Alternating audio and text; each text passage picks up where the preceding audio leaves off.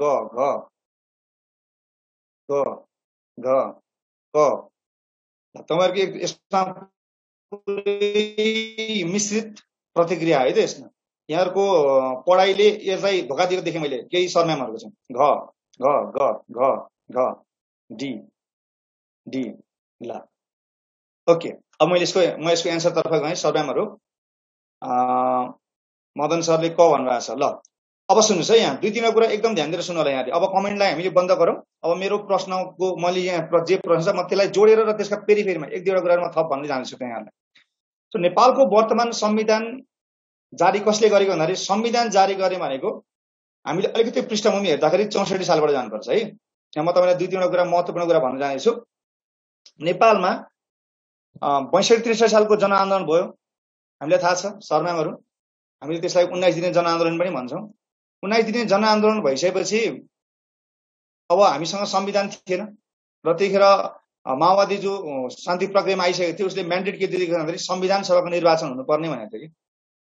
किनभने यो भन्दा अगाडि जारी गरेको संविधान कि त 4 सालको संविधान राणाले गरे, अरु कसले गरेका थिए त राजाहरूले गरेका थिए। 47 सालको संविधान राजा वीरेन्द्रले जारी गरेका थिए। र उनीहरुको म्यान्डेट के थियो भन्दाखेरि यी राजाहरूले जारी गरेको संविधान भएन, हाम्रो संविधान सभाको निर्वाचन हुनुपर्छ अनि संविधान सभाले संविधान जारी गर्नुपर्छ भन्ने कुरालाई चाहिँ उनीहरुले जोड दिएका थिए। भए पनि त्यही 1963 साल मंसिर 5 गते नेपालमा के हुन्छ त बृहत शान्ति सम्झौता। यो नेपालको इतिहासमा सर्वाधिक महत्त्वपूर्ण प्रश्न हो। यहाँले साइडमा त्यहाँ टिप्पणी पनि गर्नुस्। बृहत शान्ति सम्झौता, कम्प्रिहेन्सिभ पीस एक्कर्ड भन्छ त्यसलाई है, बृहत शान्ति सम्झौता। यो बृहत शान्ति सम्झौता चाहिँ तत्कालीन नेपाल सरकार, तत्कालीन अन्तरिम सरकारका प्रधानमन्त्री गिरिजा प्रसाद कोइराला र तत्कालीन नेकपा माओवादीका सुप्रिमो पुष्पकमल दाहाल प्रचण्ड उहाँ बीच के भएको थियो त 63 साल मंसिर 5 गते बृहत शान्ति सम्झौता सम्पन्न भएको थियो है। र यो बृहत शान्ति सम्झौता अर्को क्वेशन जाँचमा कसरी पनि सोधिन सक्छ भन्नुहुन्छ भने नेपालमा 10 वर्ष जनयुद्ध कहिले अन्त्य भएको थियो भनेर सोध्यो भने मिति यही हो, जुन हाम्रो 52 साल फागुन 1 गतेबाट सशस्त्र द्वन्द, त्यसलाई हामीले पछि बृहत शान्ति सम्झौतामा चाहिँ त्यसलाई जनयुद्ध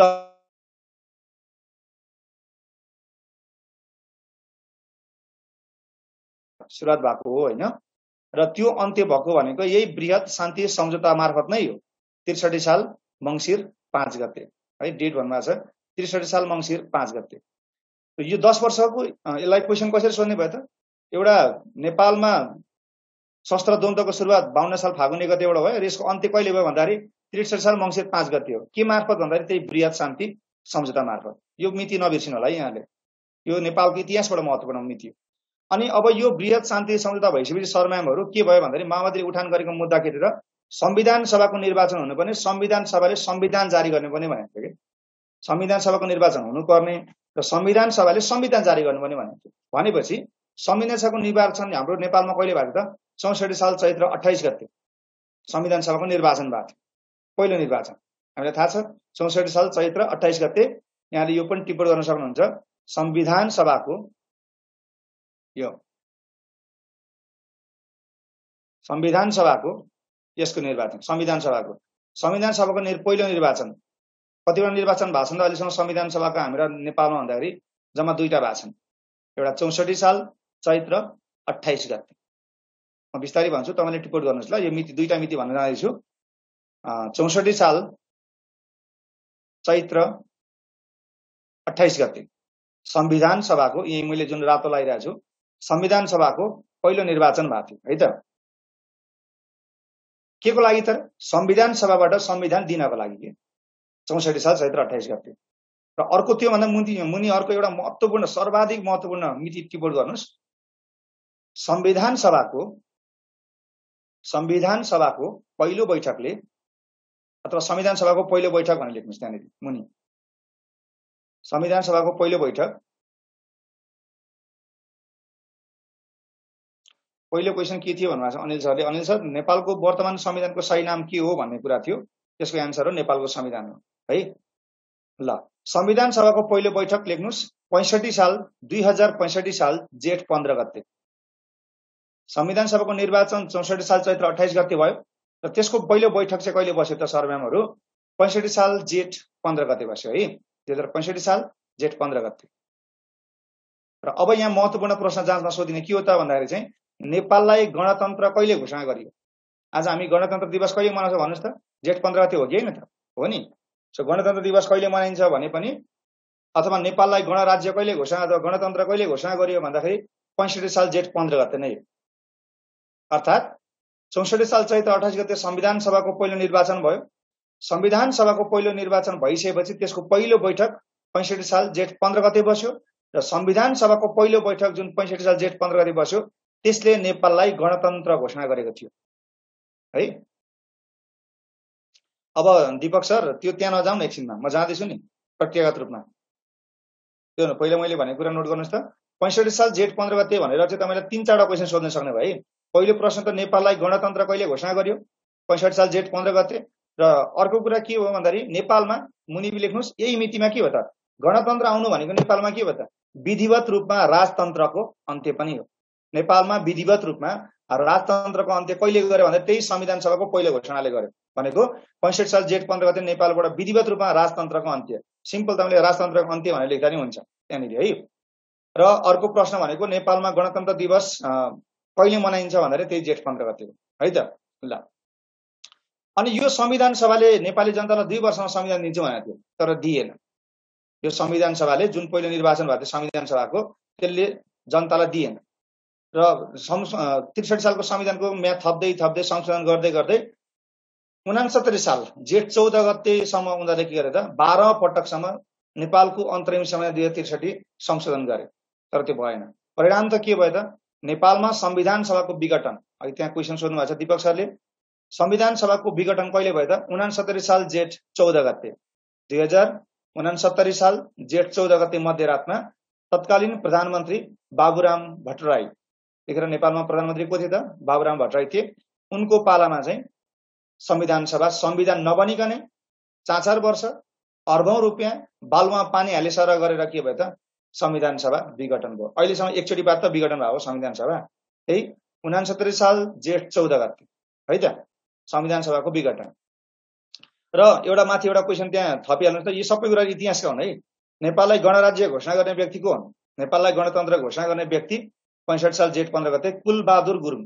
कुलबहादुर गुरुङ है, कुलबहादुर गुरुङ। कुलबहादुर गुरुङले नेपाललाई गणराज्य घोषणा गरेका थिए। ल अनि अब दिएन। 69 साल जेठ 14 गते संविधान सभा विघटन भयो र अर्को संविधान सभाको निर्वाचन अब दोस्रो संविधान सभाको निर्वाचन कहिले भयो त भन्नुहुन्छ भने 70 साल मङ्सिर 4 गते। 2070 साल मङ्सिर 4 गते दोस्रो संविधान सभाको निर्वाचन। सो क्वेशन जाँचमा के हुन सक्ला त इतिहासबाट नेपालमा संविधान सभाको निर्वाचन कति पटक भयो भन्दाखेरि 2 पटक भयो। एउटा 64 साल चैत्र 28 गते, अर्को भनेको 2070 साल मङ्सिर 4 गते भयो। के को लागि त संविधान सभाले संविधान जारी गर्नको लागि भएको थियो। अब पहिलो संविधान सभा त विघटन भयो। अब हामीलाई दोस्रो संविधान सभाले चाहिँ के गर्यो त सरम्यामहरु 72 साल असोज 3 गते हामीलाई के दियो त नेपालको संविधान दियो। भनेपछि कसले जारी गरेको रहेछ त भन्दाखेरि नेपालको वर्तमान संविधान भनेको अप्सन डी संविधान सभाले चाहिँ जारी गरे है। संविधान सभाले जारी गरेको। सो जाँचमा कन्फ्युजन नहुनुहोस्। अघि केही सरम्यामहरुले त्यहाँ अप्सन क ख ग भनेर भएको थियो। त्यतिखेर हाम्रो यो संविधान सभा थियो, हामीसँग न त राष्ट्रिय सभा थियो न त प्रतिनिधि सभा थियो, न ख थियो हामीसँग न ग थियो। अब अर्को यो के हो भन्दाखेरि चाहिँ गणराज्यको मिति 65 साल जेठ 15 गते। मैले भने त संविधान सभाको पहिलो बैठक बस्यो 65 साल जेठ 15 गते। त्यही संविधान सभाको पहिलो बैठकले नै नेपाललाई गणराज्य घोषणा गर्थे है। ल 72 को फेरि भन्नु भन्नुहुन्छ। कस्तो 72 को फेरि भन्नु भन्नुभएको मैले प्रश्न बुझिन गरिन्छम सर। मैले भन्न खोजेको 72 साल असोज 3 गते चाहिँ हामीलाई के दियो त कसले दिएको त यो संविधान कसले जारी गर्यो भन्दाखेरि जारी गर्ने निकायको न त संविधान सभा हो। अप्सन डी डी हैन घ है, घमा छ यो। कहिले विघटन भयो भन्नुहुन्छ 69 साल जेठ 14 गते। भन्त म्याम यो नबुझेको कुराहरु म भन्दै जान्छु, टिप्पण गरेको कुराहरु भ्याउनुस् र मैले एड्रेस गर्न सकेको कुराहरु अहिले कन्फ्युजन नराख्नु कि भने अगाडि पनि बढ्नु छ। हामीलाई टिपेर राखौं। हामी 15 देखि 20 मिनेट हामी लास्टमा क्युएनए सेसन तपाईहरुका डाउट सेसन फेरि हामी छलफल गर्ने छौं है त।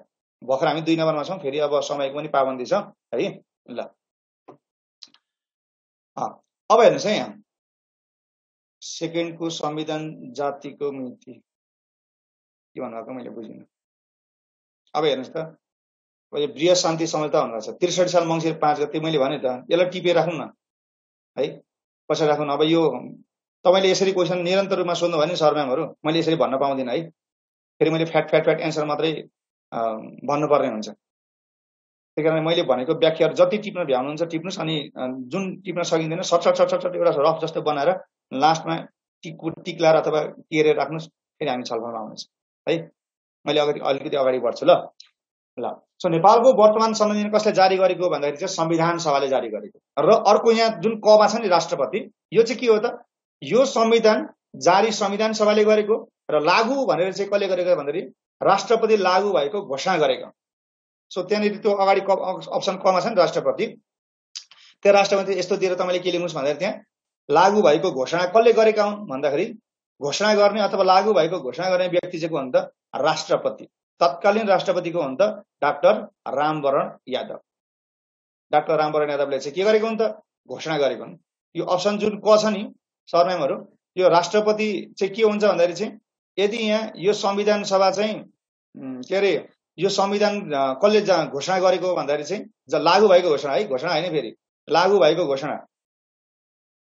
ल यो राष्ट्रपतिले चाहिँ क्वेसन के भनेर सोध्नुपर्छ भन्दाखेरि नेपालको वर्तमान संविधान लागू भएको घोषणा कसले गरेका हुन् भनेर सोध्छ भने चाहिँ लागू भन्यो भने चाहिँ यसको अप्सन के हुन्छ त, राष्ट्रपति हुन्छ है, लागू भएको घोषणा गर्ने। ल यति भयो यसमा। अब म गएँ अप्सन क्वेसन नम्बर 3 मा नेपालको वर्तमान संविधानमा कतिजना संविधान सभाका सदस्यले हस्ताक्षर गरेका थिए। ल 3 नम्बरको यो प्रश्न महत्त्वपूर्ण हो। यो 73 सालमा नेपाल प्रहरीको प्रहरी सहायक निरीक्षकमा सोधिसकेको प्रश्न है। ल अधिकांश सबै सरम्यामहरू जानकार हुनुहुँदो रहेछ, 537 जनाले एक्ज्याक्टली सबैको एकमत पाएँ मैले यसमा। र यहाँहरू सम्पूर्णको यसमा चाहिँ यो प्रश्न ठिक छ है, अर्थात् यहाँहरू सही उत्तर दिनुभयो। ल सो नेपालको वर्तमान संविधान जारी गर्दाखेरि सभासद थिए 597 होइन, 597 जना थिए। यो संविधान सभाको निर्वाचन 601 जनालाई भएको हो नि त, तर त्यो 601 जना नि थिएन यो संविधान जारी गर्दाखेरि। त्यहीखेर यो संविधान जारी गर्दाखेरि 597 जना यसमा सहभागी भएको थियो। र 597 जना मध्ये 537 जनाले चाहिँ अप्सन घ, यसको अप्सन के हुन्छ त सरम्यामहरू भन्नुहुन्छ भने यसको अप्सन घ यसको के हो त सही उत्तर हो। 537 जना हस्ताक्षर गरेर नेपालको वर्तमान संविधान के गरे त मा हस्ताक्षर गरेर त्यसलाई के गरेको थियो भन्दाखेरि प्रमाणित गरेका थिए। अब यहाँ दुईटा कुरा छ हुन्छ है, संविधान प्रमाणित कसले गरे लेख्नुहोस् त त्यहाँ मुनि, संविधान प्रमाणित, संविधान प्रमाणीकरण, एउटा प्रमाणित एउटा प्रमाणीकरण है। प्रमाणित कसले गर्छ, यी 537 ले हस्ताक्षर गरे।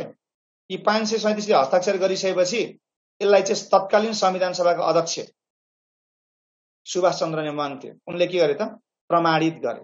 सो क्वेसन के भनेर सोधिन सक्छ त, नेपालको वर्तमान संविधान कसले प्रमाणित प्रमाणित प्रमाणित कसले गरेका थिए भन्दाखेरि तत्कालीन संविधान सभाका अध्यक्ष को थिए त सुभाष चन्द्र नेवाङ। यो नाम त हामीले सुनेको, एमालेका नेता हुन् सुभाष चन्द्र नेवाङ। उनले प्रमाणित गरे। कतिजना सभासदले हस्ताक्षर गरे त 537 जना सभासदले हस्ताक्षर गरे। र त्यतिखेर सीताराम सभामुख होइनन्, संविधान सभाका अध्यक्ष। सभामुख भनेको प्रतिनिधि सभामा हुन्छन् म्याम। यो चाहिँ हाम्रो त्यतिखेर के भन्दै थियो त, नामी छ नि हेर्दै माथि संविधान सभा, संविधान सभा छ नि यहाँनिर, संविधान सभामा सभामुख हुँदैन, संविधान सभाका अध्यक्ष त्यतिखेर को थिए त, यो संविधान जारी गर्दा संविधान सभाका अध्यक्ष सुभाष चन्द्र नेवाङ थिए। र सुभाष चन्द्र नेवाङले यसलाई के गरेको थियो त प्रमाणित गरेका थिए भने सभासदहरूले प्रमाणित के अरे सभासदले हस्ताक्षर गरे, सभाध्यक्षले प्रमाणित गरे र प्रमाणीकरण, त्यो मुनि अघि मैले अर्को शब्द भनेको थिएँ प्रमाणीकरण, प्रमाणीकरण चाहिँ कसले गरेको हुन्छ तत्कालीन राष्ट्रपति डाक्टर रामवरण यादवले। र यहाँले एउटा कुरा दिमागमा राख्नुहोस्, हरेक कुराको प्रमाणीकरण गर्नै पर्छ। र प्रमाणीकरणहरू चाहिँ कसले गरे कोद्वारा गरिन्छ भन्दाखेरि चाहिँ जो त्यतिखेर राष्ट्रपति हुनुहुन्छ उहाँद्वारा नै गरिन्छ। र यतिखेर यो संविधानको प्रमाणीकरण गर्ने व्यक्ति को हुनुहुन्छ तत्कालीन राष्ट्रपति डाक्टर रामवरण यादव है त। यसको एन्सर के भयो त, घ भयो है 537 जना सभासदले यसमा हस्ताक्षर गरेका छन्। अब म गएँ क्वेसन नम्बर 4 मा गएँ। क्वेसन नम्बर 4 ले के भन्छ त भन्नुहुन्छ भने नेपालको वर्तमान संविधान कहिलेबाट कार्यान्वयनमा ल्याइएको ल भन्नुस्। 4 नम्बरको अप्सन पाऊँ यहाँको ग सी सी ग ल यो त अब थाहा नहुने कुरै भयो सबै 72 साल असोज 3 गते 72 साल असोज 3 गते ल ठिक छ एकदमै सम्पूर्ण सरनामहरुको यसमा 100% सही उत्तर र ब्र्याकेटमा एउटा लेख्नुस् त यहाँनेरि अप्सन जुन 72 साल असोज 3 गते छ त्यसलाई कहिलेकाहीँ हामीले अंग्रेजी मितिमा सोधिन सक्छ है र ब्र्याकेटमा हो संविधान सभा जारी भएपछि संविधान सभाबाट संविधान जारी भएपछि संविधान सभा स्वतः के हो त व्यवस्थापिका संसदमा प्रतिनिधि सभामा चाहिँ के भएको थियो त परिवर्तन भएको थियो है त लोकसभाको एकदमै सही विश्लेषण है त अथवा सही कुरो र ब्र्याकेटमा लेख्नुस् त 2015 सेप्टेम्बर 20 इंग्लिशमा सोधिहाल्यो भने नेपालको वर्तमान संविधान कहिले जारी गरेको थियो भनेर सोध्छ भने 72 साल असोज 3 गते नेपालीमा हामीले पढिहाल्यौं हैन कहिलेकाहीँ अंग्रेजीमा सोधिन सक्छ ब्र्याकेटमा 2015 सेप्टेम्बर 20 भनेर पनि यहाँले उल्लेख गर्नुस् त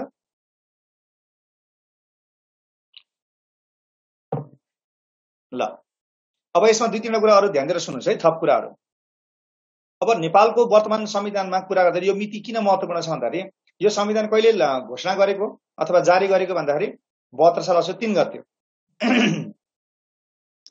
विष्णुमाया खनाल म्याम एकछिन है अहिले छुटेको लास्टमा म यहाँलाई बोल्ने अवसर दिन्छु त्यतिखेर हामी यहाँ इन्टरेक्सन गर्छौं अहिले हामी पछाडी फर्किँदैनौं ल यहाँको जे छ छुटेको त्यसलाई टक्कसँगै माथि राखिराख्नुस् पिन गरेर म पछि आउँछु त्यसमा र वर्तमान संविधानबाट यो मितिको कुरा गर्दाखेरि हामीले के गर्नु भने यो संविधान जारी कहिले भन्दाखेरि 72 साल असोज 3 गते र जुन दिन जारी भयो त्यही दिनबाट यो के भयो त लागू भयो सो कहिलेबाट लागू भयो यही मिति लागू भनेर लेख्नुस् त्यहाँनिर लागू पनि यही मिति हो र जुन दिन यो लागू भयो लागू भन्नु र कार्यान्वयन भन्नु एउटै हो कि लागू भन्नु कार्यान्वयन भन्नु कुरा एउटै हो त्यही हो है अनि सरकारी सूचनाहरु के हुन्छ रे राजपत्रमा सूचना प्रकाशन भएपछि लागू हुन्छन् फेरि अर्को पोइन्ट लेख्नुस् राजपत्रमा यो संविधान कार्यान्वयन भएको यो सूचना चाहिँ राजपत्रमा कहिले प्रकाशन भने त मुन लेख्नुस् राजपत्रमा प्रकाशन यही मिति 72 साल असोज 3 गते नै राजपत्रमा प्रकाशन भयो र सोही दिनबाट यो के भयो त लागू भयो अर्थात यो संविधान कहिले जारी गरियो अथवा कहिले घोषणा गरियो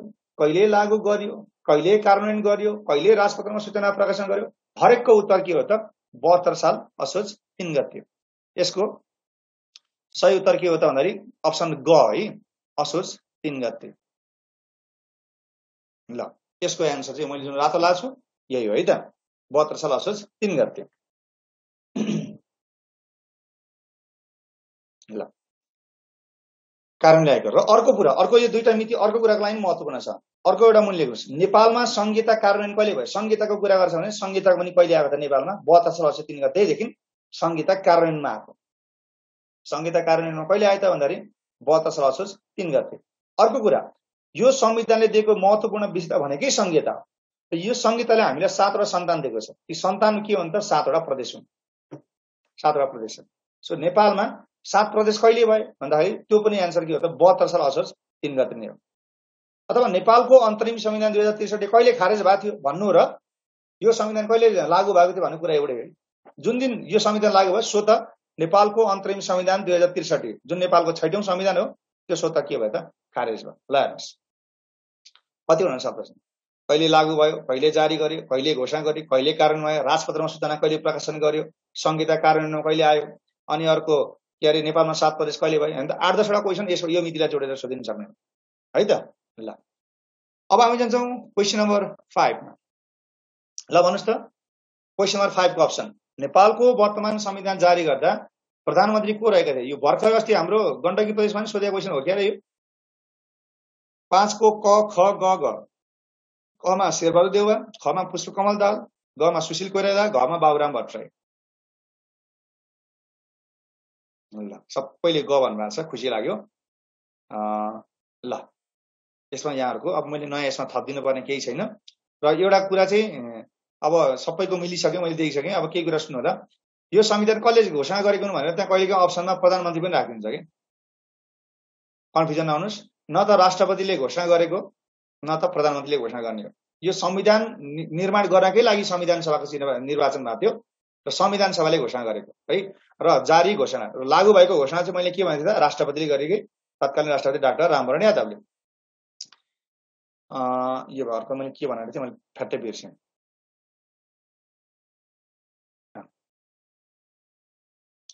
सबैभन्दा बढी संशोधन भएको संविधान पनि अन्तरिम संविधान पनि हो त्यही हो। लोकसभा 12 पटक संशोधन भएको संविधान नेपालको अन्तरिम संविधान 2063 हो है। यो भयो। 6 नम्बरमा जाउँ। ल भन्नुस् त, क्वेशन नम्बर 6 को एन्सर के होला? नेपालको संविधान कार्यान्वयनको दृष्टिकोणले कतिौं संविधान हो यो? क मा 5औं, ख मा 6औं, ग मा 7औं, घ मा 8औं। 6 को ख भन्नु छ। ल एउटा त ग आयो नि त, त्यो ग आयो त गाह्रो भयो नि त। ल 79.99% सर्वमहरूले 6औं भन्नुभएको छ। यो भन्नुभएको छ। यसको सही उत्तर पनि के हो त? यही 6औं नै हो। ल दुईटा कुरा हामीले दिमागमा राख्नु पर्यो यहाँ।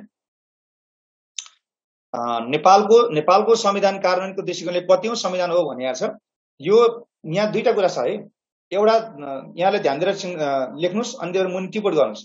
कार्यान्वयनको दृष्टिकोणले यो नेपालको 6औं संविधान हो। कार्यान्वयन भनेको लागू, कार्यान्वयन भने पनि लागू भने पनि कुरा एउटै हो। तर अर्को एउटा शब्द के थप्नुस् यहाँले भन्दाखेरि विकास क्रमको दृष्टिकोणले, विकास भएको दृष्टिकोणले, अर्थात् हालसम्म नेपालमा कतिवटा संविधान आए त? 7 वटा आए नि। भनेपछि त्यो भने के हो? संवैधानिक विकास क्रम हो नि। विकास क्रमको दृष्टिकोणले हेर्दाखेरि हाल नेपालमा कतिवटा संविधान आयो भनेर सोच्छ भने 7औं हो। 7 वटा संविधान आएका छन्। अर्थात् अहिलेको जुन हाम्रो यो संविधान छ नि, यो चाहिँ कतिौं संविधान हो त? 7औं संविधान हो। के को दृष्टिकोणले? विकास क्रमको दृष्टिकोणले। तर यहाँ प्रश्नले के माग गरिरहेछ त हामीलाई भन्दाखेरि कार्यान्वयनको दृष्टिकोणले माग गरिरहेछ। के को दृष्टिकोणले त? यहाँ कार्यान्वयनको दृष्टिकोणले माग गरिरहेछ। कार्यान्वयनको दृष्टिकोणले यो के हो त? 6औं संविधान। यसको लागि चाहिँ आन्सर 6औं हो। किन भन्नुहुन्छ भने हाम्रो संविधान कहिले आएछ त? नेपाल सरकार वैधानिक कानून 2004 हो। अनि त्यसपछि नेपालको अन्तरिम संविधान 2007, नेपाल अधिराज्यको संविधान 2015, नेपालको संविधान 2019, नेपाल अधिराज्यको संविधान 2047, 5 वटा भयो। नेपालको अन्तरिम संविधान 2063, 6 वटा भयो। र अहिलेको संविधान नेपालको संविधान 7औं संविधान भयो। सो विकास क्रमको दृष्टिकोणले 7, तर कार्यान्वयनको दृष्टिकोणले 6। किन भन्नुहुन्छ भने नेपाल सरकारको वैधानिक कानून 2004 यो लागू हुन सकेन। जुन राणा प्रधानमन्त्री पद्म शमशेरले जारी गर्नुभएको संविधान हो, त्यो चाहिँ नेपालमा कार्यान्वयन हुन सकेन। अब कार्यान्वयनको दृष्टिकोणले पहिलो संविधान भनेको 7 सालदेखि भयो क्या। 7 सालमा आएको संविधानको नाम के हो त? नेपालको अन्तरिम संविधान, सरी नेपालको अन्तरिम शासन विधान 2007 हो। त्यहाँबाट गर्दाखेरि चाहिँ यो 6औं संविधान हो। कार्यान्वयनको दृष्टिकोणले, विकास क्रमको दृष्टिकोणले 7औं संविधान। दुईटा कुरामा जाँचमा झुकाइदिन सक्छ, नझुकिने है त यहाँहरूले। र यो विषयमा यहाँलाई मैले एउटा कुरा के पनि जानकारी गराएँ भन्दाखेरि अब यहाँहरूले नेपालको इतिहास पढ्दाखेरि के पढ्नु भएको छ मलाई थाहा भएन। तर के हो भन्दाखेरि योभन्दा अगाडिका संविधानबाट क्वेसन आएछन् भनेर जाँचमा दुःख मनाउ गर्ने ठाउँ छैन है हामीलाई। किन भनेपछि सर म्यामहरू 4 सालदेखिको 72 सालसम्म इतिहास भनेकै राजनीतिक इतिहास हो। र राजनीतिक इतिहासकै घटनाक्रमको एउटा उपज भनेको संविधान हो। त्यसकारणले 4 सालदेखि हाम्रो अहिले 63 सालसम्म आएका संविधानहरूका तपाईले कम्तीमा तपाईले त्यो नोट्स पनि पाइसक्नु भयो होला, नेपालको संविधानको नोट पनि पाइसक्नु भयो होला। मैले त्यहाँ चार्ट राख्दिएको छु। कम्तीमा 4 सालको संविधान कसले जारी गरेका हुन्, 7 सालको कसले जारी गरेका हुन्, 15 सालको कसले जारी गरेका हुन्, 19 सालको कसले जारी गरेका हुन्, 47, 63 को जारी कसले गरे, लागू कहिलेबाट भएको थियो, कति भाग, कति धारा अनुसार, त्यसको जुन चार्टमा राख्दिएको छु त्यति आधारभूत कुरा चाहिँ यहाँले हेर्नु पर्ने हुन्छ है। किनभने फेरि भोलि जाँचमा चाहिँ नेपालको पहिलो संविधान कसले जारी गरेका थिए अथवा नेपालको 15 सालको संविधान कसले जारी गरेको थियो भनेर कहाँबाट संविधानबाट क्वेसन आएछ भने संविधान कसले जारी गरेको भने इतिहास हो नि त है। यो नेपालको आधुनिक इतिहासको सबैभन्दा महत्त्वपूर्ण ठाउँै 4 सालदेखि 72 सालसम्म यही कुरा हो, संवैधानिक इतिहास नै हो है। ल 5 नम्बरको क्वेसन देखाइदिनुहोस् भन्नुभएको छ। तुफान टीएससी नेपालको वर्तमान संविधान जारी गर्दा प्रधानमन्त्री को रहेका थिए? यसको एन्सर के हो त? मैले यसको हाइलाइट गर्न गरेछु। यसको एन्सर के हो त? ग को थियो त? यतिखेर प्रधानमन्त्री सुशील कोइराला थिए है त। यो पनि भयो हैन, 6 पनि भयो, नझुकिनु होला। अब हामी जाउँ 7 मा। यो आधारभूत तहलाई हाम्रो क्वेसनहरु यस्तै आउने हुन् है। नेपालको वर्तमान संविधानमा कति भाग, कति धारा र कतिवटा अनुसूची रहेका छन्?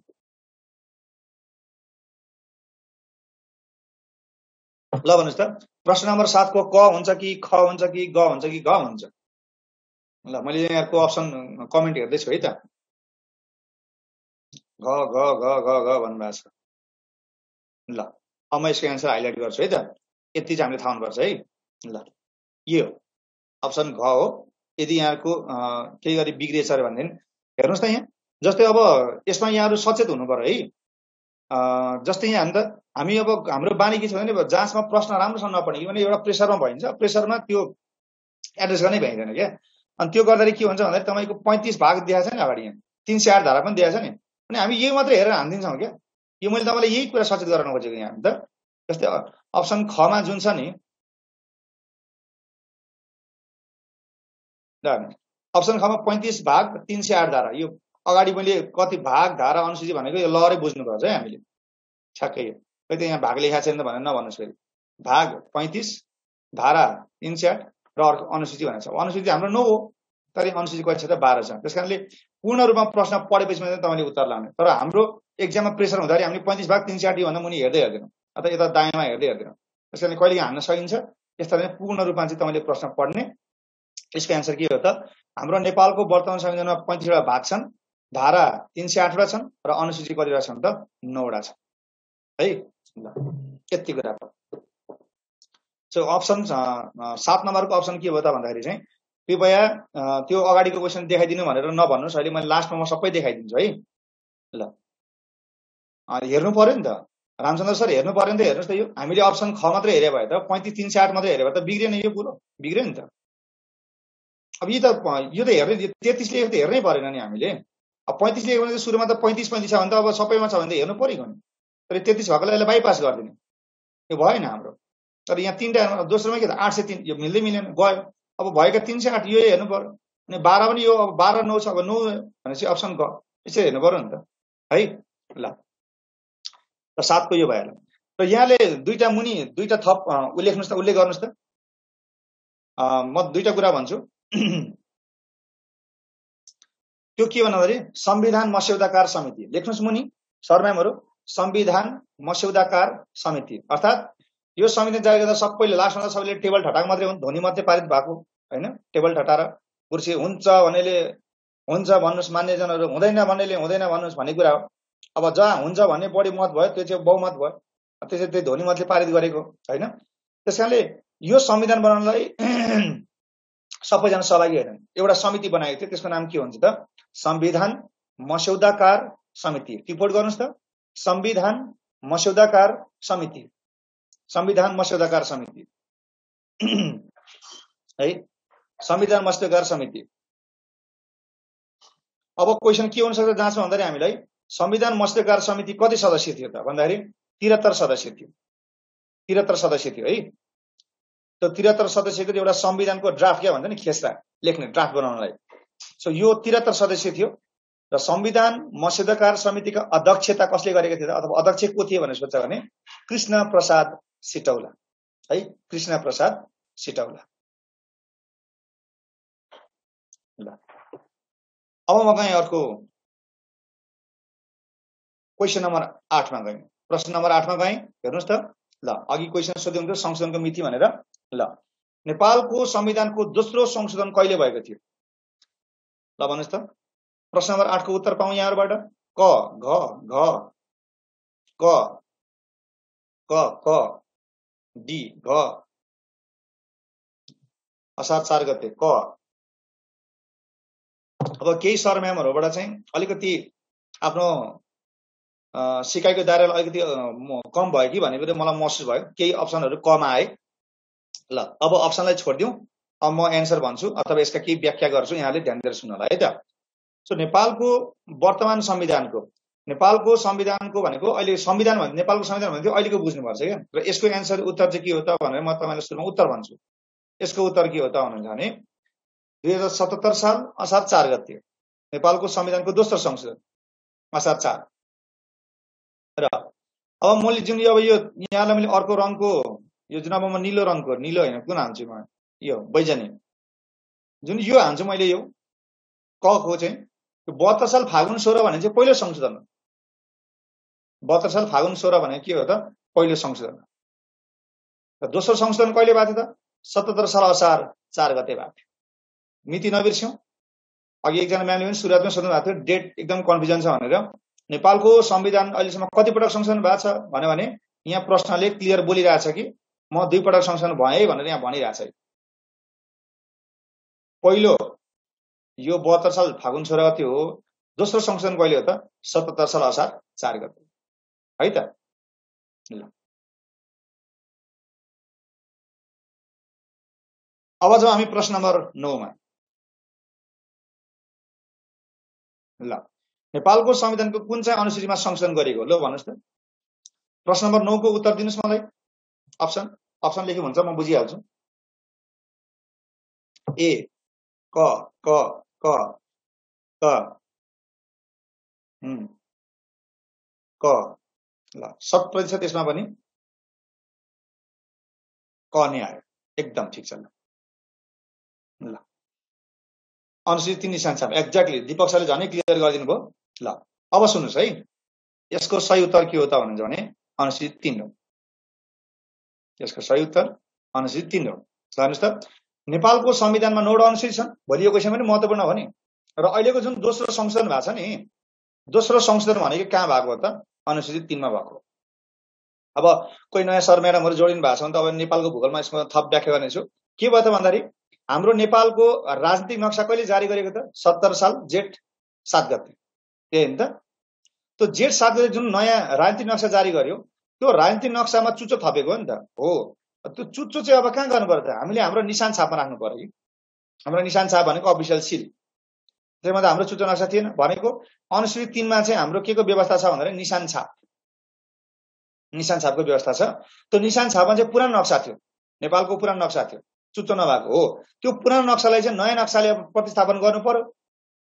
परेको परेन। निशान छापमा चुच्चो नक्सा हाल्नु परेको परेन। हो त्यो अनुसूची 3 मा भएको पुरानो नक्सालाई चाहिँ नयाँ नक्साले हटाउनलाई चाहिँ नेपालको संविधानको दोस्रो संशोधन गरेको हो। र त्यो निशान छाप सम्बन्धी प्रावधान कुन अनुसूचीमा हो त अनुसूची 3 मा हो। भोलि तपाईलाई क्वेशन सोधिन सक्छ निशान छाप सम्बन्धी प्रावधान कुन अनुसूचीमा राखिएको छ भन्दाखेरि अनुसूची 3 मा। र यसैमा दोस्रो संशोधन भएको कहिले 77 साल असार 4 गते है त। ल यो कन्फ्युजन नहुनुस्। अब जाउँ प्रश्न नम्बर 10 मा। हाल नेपालमा स्थानीय तह अन्तर्गत हुनु त यो भूगोलको प्रश्न हो तर पनि यहाँ महत्त्वपूर्ण भएर मैले यहाँ राखिदिएँ यसलाई। प्रश्न नम्बर 10 को अप्सन क ख ग घ कुन होला त। हाल नेपालमा स्थानीय तह अन्तर्गत पर्ने नगरपालिकाको संख्या कति रहेको छ ल भन्नुस्। यो क्वेशन यसपालि हाम्रो सशस्त्र प्रहरीको निरीक्षकमा सोधेको क्वेशन है यो भूगोलबाट। भूगोल संविधान एउटै कुरा हो। ख ख ख ग क क ख क क पनि मिल्छ। त्यस्तै नै हुन्छ र क ख क ख ल केही हैन राम्रै मात्रामा क भन्ने पनि अप्सन आयो। मैले यसमा यहाँ यही कन्फ्युजन हुन्छ भनेर मैले यो यहाँ राखेको हो यो। ल अब मलाई बोल्न दिनुस्। यहाँहरुले अब 6 + 11 एक्ज्याक्टली प्रेम सर यहाँको सिकाइ बुझाइ एकदमै राम्रो उत्कृष्ट। शिवराज सर यहाँको पनि एकदमै राम्रो बुझाइ। ल अब सुन्नुस् है यहाँ सरले प्रश्नीकरण सहित उत्तर लेखिसक्नु भएको छ। सुन्नुस् अब यसभन्दा पहिलेको हाम्रो स्थानीय तहको कुरा आइहाल्छ। नेपालमा नगरपालिकाको स्थानीय तह अन्तर्गत पर्ने नगरपालिकाको संख्या कति भन्दाखेरि चाहिँ सर म्यामहरु तपाईलाई जहाँसम्म यस्तै अप्सन आउने हो। यही नै अप्सन आउने हो। यही नै छ हेर्नुस् त। मैले यहाँलाई मैले फेसबुक पेज भनेको थिएँ नि। मैले फेसबुक पेजमा यो कुरा त मैले राख्दिएको छु। फेसबुकमा मैले यो कुरा राख्दिएको छु त है। त्यसकारणले यहाँले त्यो क्वेशन हेर्नुस्। मैले यहाँलाई बारम्बार भनेको छु हामीले पढेर मात्र हुँदैन त्यो बाघ मार्नलाई हतियार तयार गरे मात्र हैन हतियार चलाउने तरिका पनि थाहा हुनुपर्छ। क्वेशन कस्तो आउँछ त्यो पनि थाहा हुनुपर्छ। सो क्वेशन यसरी आएको छ सबै छ। सो यहाँ के हो त भन्दाखेरि नगरपालिकाको यस नेपालमा नगरपालिकाको संख्या कति भनेर यसरी क्वेशन आउँछ नि यसको आन्सर कति हुन्छ त ख हुन्छ 293। अब हामीसँग मसँग पहिला कोही जोडिनु भएको थियो सर म्यामहरु भन्नुहुन्छ भने त उहाँलाई स्पष्ट थाहा छ मैले भनिसकेको छु। र जो जोडिनु भएको थिएन उहाँलाई मैले एउटा शब्द भन्छु एउटा वाक्य भन्छु त्यसपछि यहाँहरु क्लियर हुनुहुन्छ। के विचार गर्नुस् भन्दाखेरि नगरपालिका 276 वटा हुन् हामीसँग। उपमहानगरपालिका 11 वटा हुन्। महानगरपालिका 6 वटा हुन्। यी सबै के हुन् त नेपालका नगरपालिका। ती सबै के हुन् त नेपालका नगरपालिका। नगरपालिका भनेपछि हामीले के बुझ्नुपर्छ उपमहानगर पनि बुझ्नुपर्छ महानगर पनि बुझ्नुपर्छ। हेर्नुस् त नगरपालिकामा नगर छ उपमहानगरमा नि नगर छ महानगरमा नि नगरै छ। सो नगर नगर नगरको नेपालमा कति छ त 276 + 11 + 6 293 93 वटा छ। तर भोलिको दिनमा जाँचमा हामीलाई 293 आएन छ अरे भने मात्रै हाम्रो चोइसमा के हुनुपर्छ 276। तर यसरी दुईटै अप्सन आछ भने कन्फ्युजन नहुनुस्। 100% यस्ता क्वेसन आउँछन् एउटा। अब कल्ला आउने भने प्राविल आउने हो कि नियमित आउने माध्यमिक आउने मलाई थाहा भएन, तर एउटा चाहिँ आउँछ। यसरी क्वेसन झुकेर सोध्छन् है, के थाहा सबैले आउन सक्छ। सचेत रहनु होला है त। 293 यसको आन्सर। ल अब जो हामी प्रश्न नम्बर 11 मा जाउँ है त। ल देहाय मध्ये स्थानीय तह अन्तर्गत कुन चाहिँ पर्दैन? प्रश्न नम्बर 11 को मलाई यसको एन्सर दिनु छ। प्रश्न नम्बर अब गाउँपालिका कति छन्, नगरपालिका कति छन्, यो भूगोलको यस्तै क्वेशन एन्सर डिस्कसन सेसनमा म फेरि आउँछु त्यसमा। देहाय मध्ये स्थानीय तह अन्तर्गत कुन चाहिँ पर्दैन? डी डी डी जिल्ला सभा। ग घ ग डी डी धेरैको घ आयो त। अलिकति सिरियस भयो है अब। ल घ घ धेरैको यसमा चाहिँ यहाँहरुको अलिकति सिकाइको दायरा अलिकति पुगेन कि जस्तो लाग्यो है सर म्यामहरु मलाई यसमा संविधानबाटै हो। ल पहिलो कुरो देहाय मध्ये स्थान तह अन्तर्गत कुन चाहिँ पर्दैन भनेर यसको उत्तर म यहाँलाई हाइलाइट गर्छु पहिला रातो मसीले। यसको उत्तर हो ग ओडा है। धेरैको त्यहाँ घ भनेको थियो, यहाँहरुले गलत बुझ्नु भएको छ। यहाँले यसमा के हेर्नु पर्यो भन्दाखेरि चाहिँ स्थानीय तहको व्याख्या गर्ने। स्थानीय तहको व्याख्या गर्ने भनेको कहाँ हो त भन्दाखेरि चाहिँ स्थानीय तहको व्याख्या गर्ने भनेको हाम्रो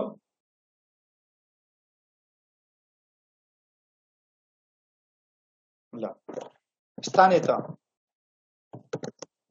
स्थानीय तह स्थानीय तह भने हामीले त्यहाँ के भन्छौँ त, के लेखेको पाउँछौँ त? गाउँपालिका, गाउँपालिका, नगरपालिका र जिल्ला सभा। यो त के हो त सर म्यामहरु? यी स्थानीय तह भनेको के हो नि त? यति कुरा हो। स्थानीय तह भनेकै यति कुरा हो के। ल हेर्नुस्, स्थानीय तह भने के पर्दो रहेछ त भन्दाखेरि गाउँपालिका, नगरपालिका र जिल्ला सभा है। गाउँपालिका, नगरपालिका र जिल्ला सभा। अझैलाई म नेपालीमा यहाँलाई टाइप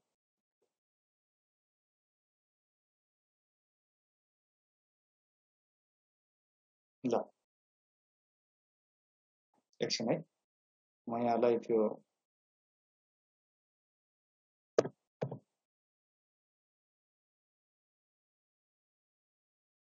ल विकास सरले भन्नुहुन्छ जिल्ला समन्वय समिति होइन र भन्नुभयो। क्वेसनै यही हो, यति हो विकास सर। यो कहाँ छ त भन्दाखेरि तपाईहरुले कहाँ छ यो? भाग 5 धारा 56 को व्याख्या यही हो। नेपालको वर्तमान संविधानमा भाग 5 धारा 56 मा स्थानीय तह भन्नाले गाउँपालिका, नगरपालिका र जिल्ला सभालाई मात्रै बुझिन्छ, अरु कुनै पनि बुझिँदैन। विकास सरले सोध्नु भएको क्वेसन हाम्रो मोडल क्वेसनमा छ निजामती तर्फ। देहाय मध्ये स्थानीय तहमा कुन पर्दैन भनेर त्यहाँ गाउँपालिका छ, नगरपालिका छ र जिल्ला सभा अर्को जिल्ला समन्वय समिति छ। कुन होइन भने त जिल्ला समन्वय समिति होइन है। जुन यहाँले यो जिल्ला समन्वय समिति भन्नुभएको छ, सर म्यामहरुले पनि यहाँ ध्यान दिएर सुन्नु होला। जुन यहाँ जिल्ला समन्वय समिति भन्नुभएको छ, जिल्ला समन्वय समिति परेन है।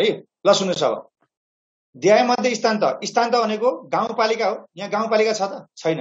र अर्को यहाँ के नगरपालिका छ नि हो। यहाँ नगरपालिका भन्ने बित्तिकै हामीले के पनि बुझ्नु पर्यो, जहाँसम्म भोलि झुक्याउनलाई उपमहानगर पनि देला, महानगर पनि देला के। किनभने के बुझ्नु पर्यो, नगरपालिका भन्ने बित्तिकै उपमहानगर पनि हो, महानगर पनि पर्छ। त्यही भएर त 293 पुग्छ र जिल्ला सभा पनि हो। सो स्थानीय तह अन्तर्गत पर्ने भनेको गाउँपालिका, नगरपालिका, जिल्ला सभा। नगरपालिका भन्ने बित्तिकै उपमहानगर पनि पर्छ, महानगरपालिका पनि पर्छ र ओडा पर्दैन। यो के हो त? जिल्ला सभा पर्छ। यी बाहेक कुनै पनि पर्दैन। यो तीनटा याद गर्नु भने गाउँपालिका, नगरपालिका, जिल्ला सभा र नगरपालिका भन्ने बित्तिकै उपमहानगर पनि पर्छ, महानगर पनि पर्छ। हेर्नु त यहाँ पनि नगर सही, यहाँ पनि नगर सही छैन, यहाँ पनि नगर छ। अर्को यहाँ के त? यहाँ पनि नगर छ। ल हेर्नुस्, यी के हो नि त? यी पनि नगरपालिका नै। नगरपालिका महानगरमा नि मेयरै हुन्छ, उपमहानगरमा नि मेयरै हुन्छ, नगरपालिका नि मेयरै हुन्छ हैन त सर म्यामहरु? ल क्लियर छ यो? क्लियर छ कि छैन भन्नुस् त? यो यसको आन्सर के हुन्छ त? ग ओडा हुन्छ है त। ल अब जो हामी प्रश्न नम्बर 12 मा जाउँ। ल हाल नेपालमा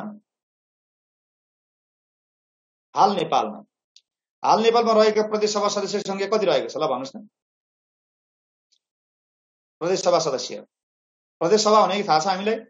हरेक 7वटा प्रदेशमा संसद छ। 334 भन्नुभएको छ, 550 हुनुहुन्छ।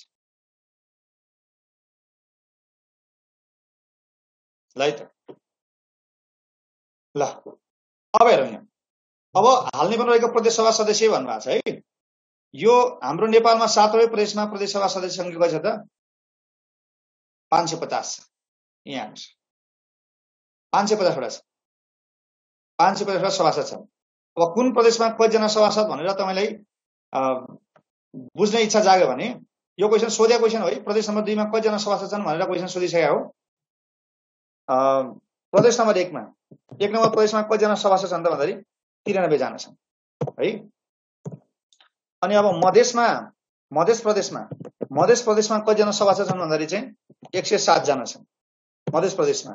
त्यसपछि बागमतीमा कतिजना सभासद छन् त भन्दाखेरि नेपालमा बागमती प्रदेशमा 110 जना सभासद छन्। प्रदेशको कुरा है यो। त्यसपछि अर्को अब के आउँछ त भन्दाखेरि गण्डकी आउँछ हैन। गण्डकीमा कतिजना सभासद छन् त गण्डकी प्रदेशमा भन्दाखेरि चाहिँ 60 जना छन्। त्यसपछि अर्को लुम्बिनी प्रदेश छ। लुम्बिनी प्रदेशमा कतिजना सभासद छन् भन्दाखेरि चाहिँ यतापट्टि 26 जना 52 र 35 87 जना छन्। 87 जना छन् है। त्यसपछि सबैभन्दा कम सभासद भएको प्रदेश कुन हो भन्छ भने कर्णाली, जम्मा कतिजना छन् त 40 जना छन्। त्यसपछि अर्को कहाँ छ भन्दाखेरि हाम्रो सुदूरपश्चिम प्रदेश। सुदूरपश्चिम प्रदेशमा हाम्रो कतिजना सभासद छन् त 53 जना छन्। अब टोटल कति भयो त्यो सबै जोड्नुस् त। यो टोटल गर्यो भने कति हुन्छ? 550 जना हुन्छ। यो हेर्नुस् त। यो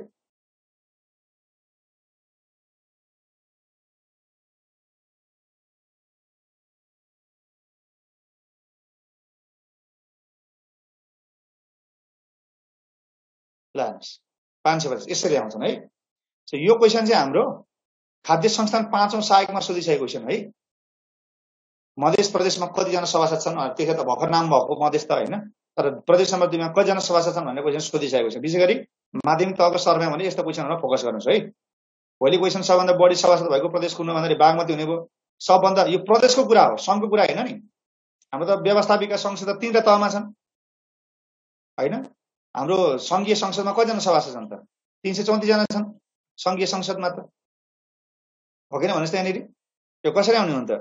हाम्रो 275 छन् उसमा प्रतिनिधि सभामा।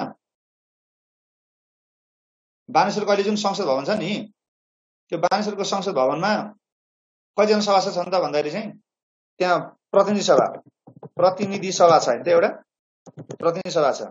प्रतिनिधि सभामा कतिजना सभासद छन् त? 275 छन्। त्यसपछि अर्को हामीसँग कुन छ त? राष्ट्रिय सभामा कतिजना छन् त? 59 जना छन्। यो कहाँको लागि हो त? संघको हो नि यो। यो चाहिँ हाम्रो कहाँको हो त भन्नुहुन्छ भने संघको हो।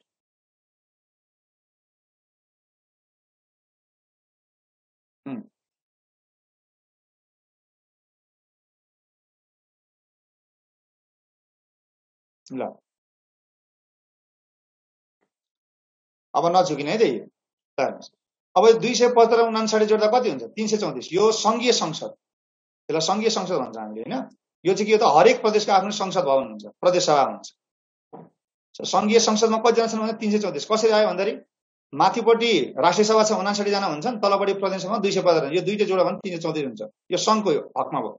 र प्रत्येक प्रदेशमा के हुन्छ भन्दाखेरि चाहिँ यसरी सभासद हुन्छन्। र यो के हुन्छ भन्दाखेरि नेपालमा निर्वाचन प्रणाली के छ? प्रत्यक्ष र समानुपातिक छ हैन त। यहाँ आएका यी 93 जन छन् यी सभासद, यो 60% प्रत्यक्ष चुनावबाट आएको हुन्छ, 40% समानुपातिकबाट आएको हुन्छ।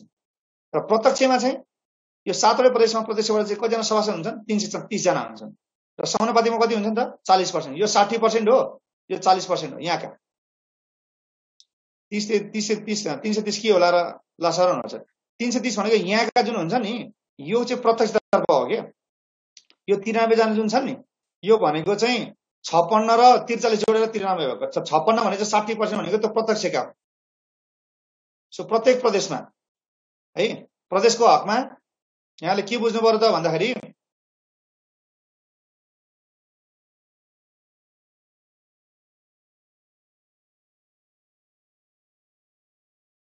यहाँ जुन हुन्छ नि यो चाहिँ 56 जना चाहिँ चुनाव लडेर आएका हुन् है, र अर्को चाहिँ 37 जना चाहिँ के हो त समानुपातिकबाट आएको। अब यो जोडेर 93 भयो नि त, यो 56 र 37 जोडेर यहाँ कति हुन्छ त 93 हुन्छ। यो 56 के हो त प्रत्यक्ष हो। अनि 107 जना कसरी आएको हुन्छ त भन्नुहुन्छ भने यो चाहिँ 107 जना चाहिँ 43 जना चुनाव लडेर आएको हुन्छन् प्रदेशमा पनि, अनि हैन 64 जना चुनाव लडेर आएको हुन्छ त्यो 2 नम्बर प्रदेशमा, अनि त्यसपछि अर्को चाहिँ 43 जना चाहिँ के आएको हुन्छ त समानुपातिकबाट आएको हुन्छ। हरेक प्रदेशमा चुनाव हुन्छ। अनि त्यसपछि बागमतीमा कसरी भएको हुन्छ यो, बागमतीमा 66 जना हुन्छन् प्रत्यक्षमा चुनाव लडेका, अनि समानुपातिकमा आएका 44 जना हुन्छन्, अनि कति भयो त 110 भयो। हेर्नुस् त भाग भएन नि। अब गण्डकी प्रदेशमा 36 जना चाहिँ चुनाव लडेर आउँछन्, अनि 24 जना चाहिँ के गरेर आउँछन् त समानुपातिकमा आउँछन्। हेर्नुस् त 36 र 24 60 भयो। र लुम्बिनी प्रदेशमा चुनाव लडेर आउने चाहिँ कति हो त भन्दाखेरि चाहिँ 52 जना चुनाव लडेर आउँछन्, त्यो भनेको 60% हो है, प्रत्यक्षमा 60% सिट छुटाएको हुन्छ। र अर्को के हुन्छ भन्दाखेरि चाहिँ 35 जना चाहिँ समानुपातिकमा आउँछन्। अब 52 र 35 जोड्दा कति हुन्छ त 87 हुन्छ। 52 10 62 72 82 5 87। कर्णालीमा सबभन्दा कम सभासद छन् कर्णाली प्रदेशमा। कर्णाली प्रदेशका जिल्लाहरूमा मात्रै चुनाव हुँदाखेरि त्यहाँको प्रदेश सभाको चुनावलाई 40 जना सभासद आउँछन् देशमा, जसमा चाहिँ 24 जना चुनाव लडेर आउँछन्, अनि 16 जना चाहिँ के गरेर आउँछन् त समानुपातिकबाट आउँछन्। ल 24 र 16 ले 40 भयो। यहाँ कति जना हुन्छन् त भन्दाखेरि यहाँ चुनाव लडेर आउने कति हुन्छन् त 32 जना हुन्छन्, र समानुपातिकबाट आउने कति जना हुन्छन् त 21 जना हुन्छन्। कति भयो त 550। टोटल कति हुने भयो त 550 हुने भयो। यसरी आउने भयो। अनि अब यो अगाडिको चाहिँ प्रत्यक्ष हो, 56 प्रत्यक्ष हो, 64 प्रत्यक्ष हो, 66 प्रत्यक्ष हो, 36 प्रत्यक्ष हो, 52 प्रत्यक्ष हो, 24 प्रत्यक्ष हो, 32 प्रत्यक्ष। प्रत्यक्ष भनेको के हो, मैले मन परेको उम्मेदवार गरेर भोट हाल्छु नि त्यसलाई प्रत्यक्ष भन्छ। समानुपातिक भनेको चाहिँ पछाडिको, यो पछाडिका प्लस गरेर समानुपातिक भनेको चाहिँ अब ठ्याक्कै त अब त्यो मिलाउनु पर्ने हो हैन। अब कहिलेकाहीँ त हुन्छ नि पोइन्टमा एउटा दुईटा तलमाथि हुन सकिहाल्छ नि, तर 60 40 हो। 60 भनेको अगाडि हो प्रत्यक्ष हो, र 40 भनेको पछाडिको समानुपातिक हो। सो यो अगाडिको 56 64 66 36 52 24 32 जोड्दाखेरि कति हुन्छ त 330 हुन्छ। प्रदेशमा 330 चाहिँ के हो त प्रत्यक्षमा सभासद निर्वाचित हुने हो, र यो 60% हो। यो कति पर्सेन्ट हो त 60% हो। र यो पछाडिको जोड्नु त 37 43 44 24 35 16 21 यो कति हुन्छ त 220 हुन्छ। यो के हो समानुपातिक हो प्रदेशमा। यो प्रत्यक्ष, यो समानुपातिक। 330 र 220 जोड्नु कति हुन्छ 550। भोलि तपाईँलाई सबभन्दा बढी सभासद भएको प्रदेश कुन हो भने बागमती प्रदेश हो है। अनि सबैभन्दा कम सभासद भएको प्रदेश कुन हो भन्छ भने कर्णाली प्रदेश हो। अथवा भोलि यो प्रदेशमा कतिजना सभासद हुन्छन् भनेर तपाईँले यसरी छुट्टै छुट्टै नसोच्दा तपाईँले यो संख्या अगाडिको चाहिँ यसो जानी राख्नुहोस्। र 7वटै प्रदेशमा जोडेर कति भयो त 550। सङ्घमा कति भयो त, सङ्घ भनेको प्रतिनिधि सभामा 275 जना हुन्छन्। 275 पनि कसरी आएको हुन्छ थाहा छ नि हामीलाई। यहाँ पनि 165 जना चुनाव लडेर आएको हुन्छन्, अनि 110 जना चाहिँ के गरेर आएको हुन्छ त समानुपातिक। 110 जना चाहिँ समानुपातिकबाट आएको हुन्छन्। अब यहाँ पनि यो 165 प्रत्यक्ष 60% हो, यो 110 भनेको 40%। 60 र 40 गरेर टोटल 275 भयो प्रतिनिधि सभामा। राष्ट्रिय सभामा कति हुन्छन् त 7वटै प्रदेशबाट कतिजनाको दरले आउँछन् त 8 जना दरले। 7 × 8 कति भयो त 7 × 8 56 भयो। र नेपाल सरकारको सिफारिसमा राष्ट्रपतिले मनोनयन गर्ने कतिजना हो त 3 जना। त्यसमा कम्तीमा 1 जना महिला हुनैपर्छ। र यो भएपछि यो संख्या कति हुन जान्छ त 59 हुन जान्छ। र यो 3 जना चाहिँ राष्ट्रपतिले नियुक्त गर्ने है, मनोनयन गर्ने हो सरकारको सिफारिसमा, प्रधानमन्त्री अथवा मन्त्री परिषदको सिफारिसमा। र त्यो 3 जना मध्ये 1 जना चाहिँ के हुनुपर्छ त महिला हुनै पर्छ। ल यति गरेपछि यसको एन्सर आयो। हो समानुपातिकमा देशैभरिको निर्वाचन क्षेत्र जम्मा एउटा मान्दियो यो यसमा है, प्रतिनिधि सभामा। जस्तै अब प्रत्येक प्रदेशमा नि के भयो त 56 त्यसको 56 निर्वाचन क्षेत्र, यो 37 भनेको के हो त त्यो प्रदेशको लागि एउटा मात्रै निर्वाचन क्षेत्र हो। 37 हरेक प्रदेश पनि कुरा यही।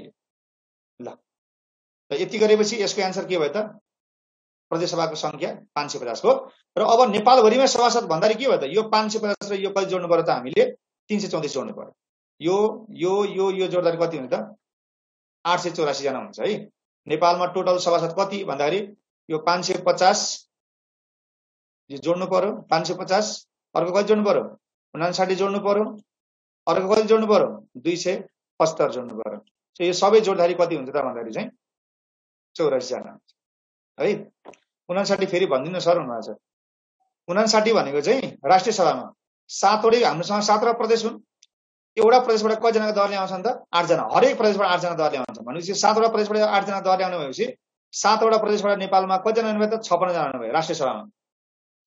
र 56 जना त भयो। अनि 3 जना चाहिँ के हो त भन्दाखेरि चाहिँ मनोनयन गर्ने हो। कसले मनोनयन गर्ने हो त्यो? राष्ट्रपतिले मनोनयन गर्ने हो। राष्ट्रपतिले कसको सिफारिसमा मनोनयन गर्ने हो त भन्दाखेरि चाहिँ नेपाल सरकारको सिफारिसमा 3 जना चाहिँ राष्ट्रपतिले नियुक्त गर्न पाउँछ है। ल ल अनि त्यसपछि अब यो 59 जना चाहिँ के हो त भन्दाखेरि यो टोटल यसरी हुने भए है। 275 के हुनुहुन्छ? 275 भनेको प्रतिनिधि सभामा हाम्रो बानेश्वर माली जुन संसद भवन छ नि, अस्ति हाम्रो एमसीसी पास गर्ने अरे, त्यो एमसीसी पास गर्ने सदनमा कतिजना छन् भन्दा 275 जना छन् भनेको क्या। यो प्रतिनिधि सभामा भयो। यो त्योभन्दा माथिल्लो सदन के छ हामीसँग? त्यसमा राष्ट्रिय सभा छ। यो दुईटा जोडेर कति भन्छ? 334 भयो। अनि हाम्रो 7वटै प्रदेशमा कतिजना छन् त? 550 छन्। 550 र 334 हो भने अहिले नेपालमा सभासद संख्या कति भयो त? 884 हुने भयो क्या है। टोटल कति भन्नु? टोटल यसरी निकाल्ने हो नि त फुलकुमारी म्याम। 550 भयो, यो 59 जोडिदिने, यो 250 जोड्ने 884 हुन्छ है त। ल अहिले बुझेन भने फेरि हामी पछि छलफल गर्नेछौँ है यसमा। अगाडि बढौँ। अब जाउँ 13। ल भन्नुहोस् त क्वेसन नम्बर 13 को सही उत्तर के हुन्छ त? प्रदेश प्रमुखको नियुक्ति कसले गर्दछ?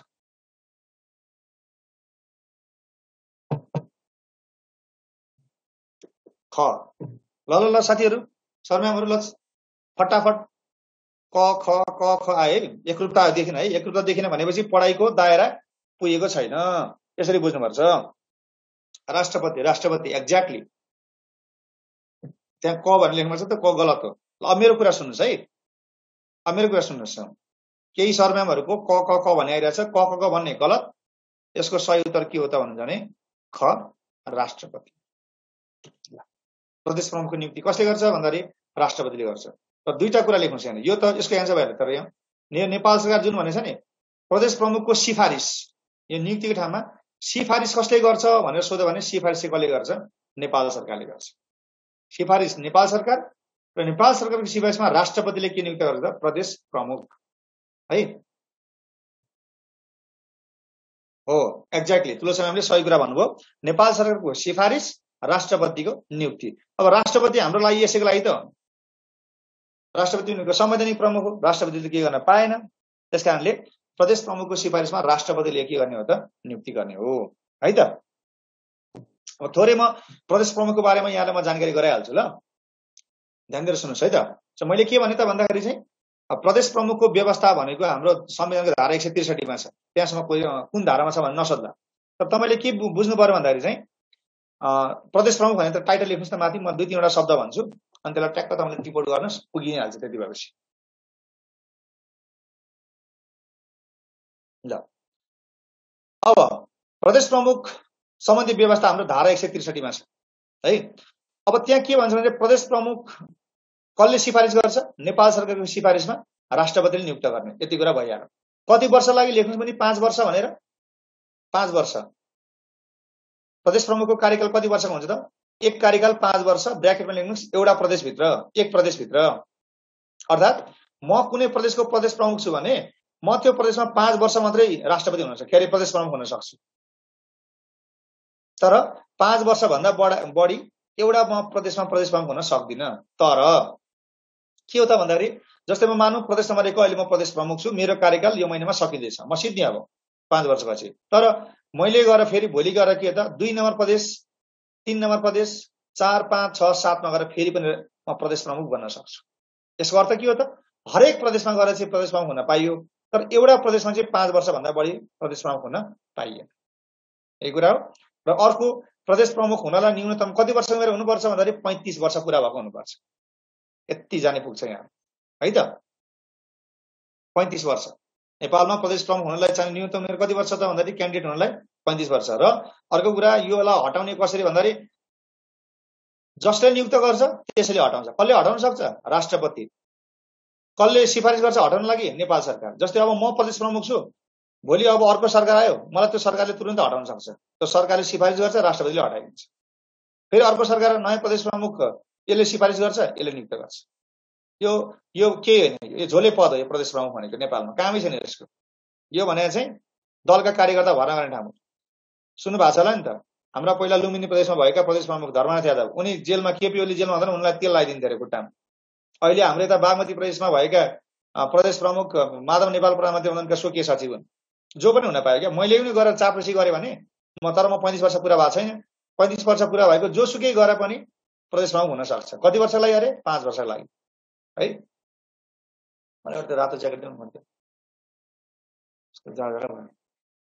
ल। सो 13 को यसको उत्तर के हुन्छ भन्दाखेरि ख राष्ट्रपति।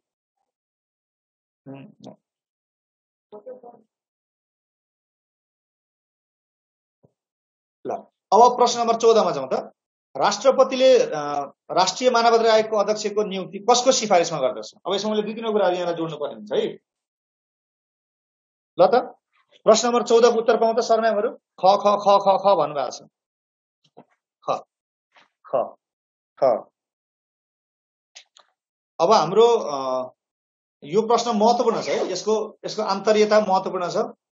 सबै सरनामहरुले ख भन्नुभएको छ, एकदमै सही हो यो। संवैधानिक परिषद एक्ज्याक्टली। ल संवैधानिक परिषद एकदमै यहाँले मलाई अप्सन नम्बर भन्दा हुन्छ त्यो लेखिरहनु पर्दैन, किनभने त्यो किन हाम्रो समय बर्बाद गर्ने। ल सुन्नुस् है। अब राष्ट्रपतिले अब ध्यान दिएर 2-3 वटा कुरा सुन्ने यहाँले के भन्दाखेरि चाहिँ यो मानव अधिकार आयोग भने के हो त भन्नुस् त। यो मानव अधिकार आयोग भने के हो? यो मानव अधिकार आयोग भनेको यो के हो त? संवैधानिक अंग हो कि हैन भन्नुस् त? राष्ट्रिय मानव अधिकार आयोग। सो नेपालको वर्तमान संविधानमा चाहिँ मानव अधिकार आयोग मात्रै होइन, संवैधानिक अंग कतिवटा छन् त हाम्रो नेपालमा? 13 वटा छन्। अख्तियार छ, महालेखा छ, लोकसेवा छ, निर्वाचन आयोग छ, राष्ट्रिय मानव अधिकार आयोग छ, राष्ट्रिय प्राकृतिक स्रोत तथा वित्त आयोग छ, अन्य आयोगमा महिला आयोग छ, दलित आयोग छ, समावेशी आयोग छ, आदिवासी जनजाति, मधेसी, थारू, मुस्लिम। 13 वटा संवैधानिक अंग छन्। 13 वटा संवैधानिक अंग छन्। यो 13 वटा संवैधानिक अंग भनेको एउटा त्यसमध्ये एउटा कुन हो त? राष्ट्रिय मानव अधिकार आयोग हो। भोलि यसको ठाउँमा राष्ट्रिय मानव अधिकार ठाउँमा तपाईले लोकसेवा आयोग पनि लेखेको हुन सक्छ, महिला आयोग पनि लेखेको हुन सक्छ, अथवा अख्तियार दुरुपयोग अनुसन्धान आयोग पनि लेखेको हुन्छ। त्यसकारणले हरेक संवैधानिक अंगको सिफारिस कसले गर्छ भन्नुहुन्छ भने त्यसको सिफारिस कसले गर्छ त? संवैधानिक परिषदले गर्छ। हरेक संवैधानिक अंग मानव अधिकार आयोगको मात्रै होइन। र अर्को यहाँ तपाईले जुन अध्यक्ष भनेको छ नि, अध्यक्ष मात्रै होइन सबै सदस्यहरूको पनि सिफारिस कसले गर्छ त? संवैधानिक परिषदले नै गर्छ। र हरेक संवैधानिक परिषदको सिफारिसहरूले कसले नियुक्त गर्ने हो त? राष्ट्रपतिले नियुक्त गर्ने। हरेक संवैधानिक अंगहरूको सिफारिस कसले नियुक्त गर्ने हो त? राष्ट्रपतिले नियुक्त गर्ने। अब यहाँ यो प्रश्नले के भन्न खोजेको छ? राष्ट्रपतिले राष्ट्रिय मानव आयोगको अध्यक्षको नियुक्ति कसले सिफारिस गर्छ भनेर सिफारिस जहिले पनि संवैधानिक परिषदले गर्छ। कसको अरे? संवैधानिक अंगको। संवैधानिक अंग कतिवटा छन् अरे? 13 वटा छन्। अध्यक्ष मात्रै होइन, हरेक सदस्यहरू पनि सिफारिस यसले गर्छ। र संवैधानिक परिषद दुईटा कुराको लागि है। यो संवैधानिक परिषद भनेको हाम्रो कुन धारामा छ त भन्नुहुन्छ भने धारा 284 मा छ हैन त? धारा 284 मा चाहिँ संवैधानिक परिषदको व्यवस्था गरेको छ। धारा 284 मा छ संवैधानिक परिषद। के को लागि त? के को सिफारिस गर्छ यसले? दुईटा कुराको सिफारिस गर्छ। एउटा के त भन्दाखेरि चाहिँ चीफ जस्टिस छ, नेपालीमा लेख्छु, प्रधान न्यायाधीश छ, प्रधान न्यायाधीश छ। एउटा प्रधान न्यायाधीशको सिफारिस गर्छ। अर्को कसले गर्छ अरे त? संवैधानिक अंग। यी सबैको सिफारिस कसले गर्छ त भन्दाखेरि चाहिँ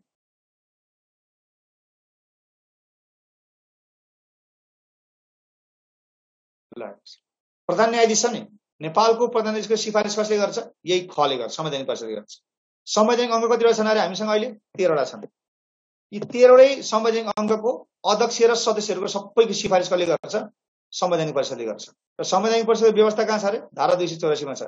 र हरेक संवैधानिक परिषद सिफारिस नियुक्त कसले गर्छ त? राष्ट्रपतिले गर्छ है। यति बुझ्नु पर्छ। र यो तपाईले नोट पाउनु भएको छ नि, यो नेपालको संविधानको मैले ठ्याक्क लास्ट पेजमा चार्ट बनाएको छु। संवैधानिक अंगको कतिवटा हुने, अध्यक्ष कति हुने, सदस्य कतिजना हुने, उमेर कति हुने, न्यूनतम उमेर कति चाहिने, सबै कुरा त्यो चार्टमा छ। एक्चुअली हेर्नुलाई यहाँ है। ल यति कुरा भन्न चाहे मैले। क्वेशन नम्बर 14 मा। अब आज हामी क्वेशन नम्बर 15 मा। केही नबुझ्नु भएको छैन हामी फेरि पछि बढाउँला। ल 15 नम्बरको प्रश्न, सर्वोच्च अदालतमा कतिजना न्यायाधीश रहेका छन्?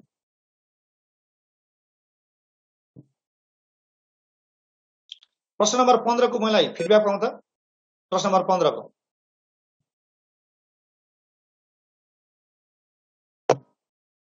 ल है मन तपाईलाई दुईटा कुरा भन्छ, तपाईले टिप्पणी गर्नुपर्छ है। यसमा तपाईको उत्तर एकदमै तलमाथि भयो। ख ग घ सबै क बाहेक सबै आयो।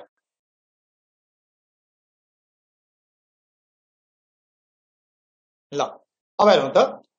अब प्रश्न नम्बर 15 मा पहिला प्रश्न पढौँ है। तपाईले संविधानको धारा 129 मा सर्वोच्च अदालतका नेपालको प्रधान न्यायाधीश सर्वोच्च अदालतका न्यायाधीशहरू सम्बन्धी व्यवस्था गरेको छ। उनीहरूको योग्यता र उनीहरूका सेवा सुविधाको बारेमा त्यहाँ कुरा गरेको छ। नियुक्ति सेवा सुविधा हुन्छ, नियुक्ति र योग्यताको बारेमा कुरा गरेको छ है त धारा 129 मा। त्यहाँ के भन्छ भने त्यसको पहिलो उपधाराले के भन्छ, 29 को उपधारा 1 ले के भन्छ भने नेपालमा, ध्यान दिएर सुन्नुस् है, नेपालमा प्रधान न्यायाधीशको अतिरिक्त बढीमा 20 जना न्यायाधीश हुनेछन् भनेको छ। एक संविधानमा सदस्य संख्या एकरूपता छ कि फरक छ। सामान्यतः 90% सेम छ, तर कहीँ के त अध्यक्ष सहित बढीमा भनेर एक दुईवटा शब्दहरूले त्यहाँ झुकाउन सक्छन्। ल पहिला यसरी ध्यान दिउँ। सर्वोच्च अदालतमा कतिजना न्यायाधीश रहेका छन् भन्दाखेरि सर्वोच्च अदालतमा कतिजना न्यायाधीश त अप्सन ख रातोले हाइलाइट गर्छु, बढीमा 20 जना। मैले फेरि पनि भने तपाईले टिप्पणी पनि गर्न सक्नुहुन्छ है। संविधानको धारा 129 को उपधारा 1 ले के भन्छ रे, प्रधान न्यायाधीशका अतिरिक्त नेपालको प्रधान न्यायाधीशका अतिरिक्त सर्वोच्च अदालतमा बढीमा 20 जना न्यायाधीश रहने छन् भनेर त्यहाँ लेखेको छ। भनेपछि जाँचमा यसरी अप्सन आउँछ, तपाईले झुक्क्याउन आएको यो 20 जना बढीमा 20 जना, हामीले हान्नुपर्ने के हो त बढीमा 20 जना। बुझ्नुभयो? ल अब अर्को एउटा प्रश्न लेख्नुस्। त्यसपछि तपाईहरुले सर्वोच्च अदालतमा लेख्नुस् है, सर्वोच्च अदालतमा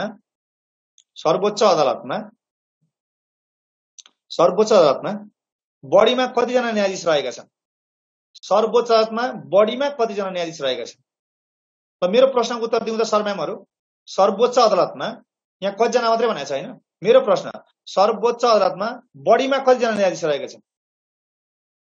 बढीमा कतिजना न्यायाधीश? बढीमा कतिजना न्यायाधीश भन्दाखेरि यसको उत्तर के हुन जान्थ्यो त? यो हुन जान्थ्यो 21 हुन जान्थ्यो। कस्तो केसमा रे? यदि यहाँ सर्वोच्च अदालतमा बढीमा कतिजना न्यायाधीश हुन्छ भने यसको आन्सर के हुन्छ? 21। अब ध्यान दिएर सुन्नुस् है, यसको क्लेरिफिकेसन, व्याख्या। अब व्याख्या घोषणा त गर्नु परिहाल्यो अब, हैन? ल सर्वोच्च अदालतमा बढीमा कतिजना न्यायाधीश, यहाँ बढीमा भन्दाखेरि चाहिँ यहाँ बढीमा कतिजना न्यायाधीश भन्दा 21 जना हुन्छ। किन भन्नुहुन्छ भने मैले भने नि धारा 129 को उपधारा 1 ले के भन्छ, नेपालमा प्रधान न्यायाधीशका अतिरिक्त बढीमा 20 जना न्यायाधीश हुनेछन् भनेर त भनिसकेको छ। सर्वोच्च अदालतमा कतिजना न्यायाधीश त? बढीमा 20 जना। तर सर्वोच्च अदालतमा बढीमा कतिजना न्यायाधीश भने बढीमा भन्दाखेरि त त्यसमा त प्रधान न्यायाधीश पनि जोड्नु पर्यो नि त। किनभने प्रधान न्यायाधीश पनि एउटा न्यायाधीशै हो। न्यायाधीश मध्येबाट नै एकजना के हुने हो त? प्रधान न्यायाधीश हुने हो। बाहिरबाट टिपेर ल्याउन त मान्छे होइन। त्यसकारणले सर्वोच्च अदालतमा बढीमा कतिजना न्यायाधीश हुन्छ भन्दाखेरि यसको आन्सर कति हुन्छ त? बढीमा 20 जना न्यायाधीश छँदैछन्, त्यसमा को जोडिनु भयो त? प्रधान न्यायाधीश पनि जोडिनु भयो। त्यसकारणले सर्वोच्च अदालतमा बढीमा कतिजना न्यायाधीश रहेका छन् भन्दाखेरि यसको आन्सर कति हुनु भयो त? 21 जना हुने भयो। क्लियर छ? क्लियर छ कि छैन भन्नुस् त? कमेन्ट गर्नुस्, नभए म अर्कोमा जान्छु।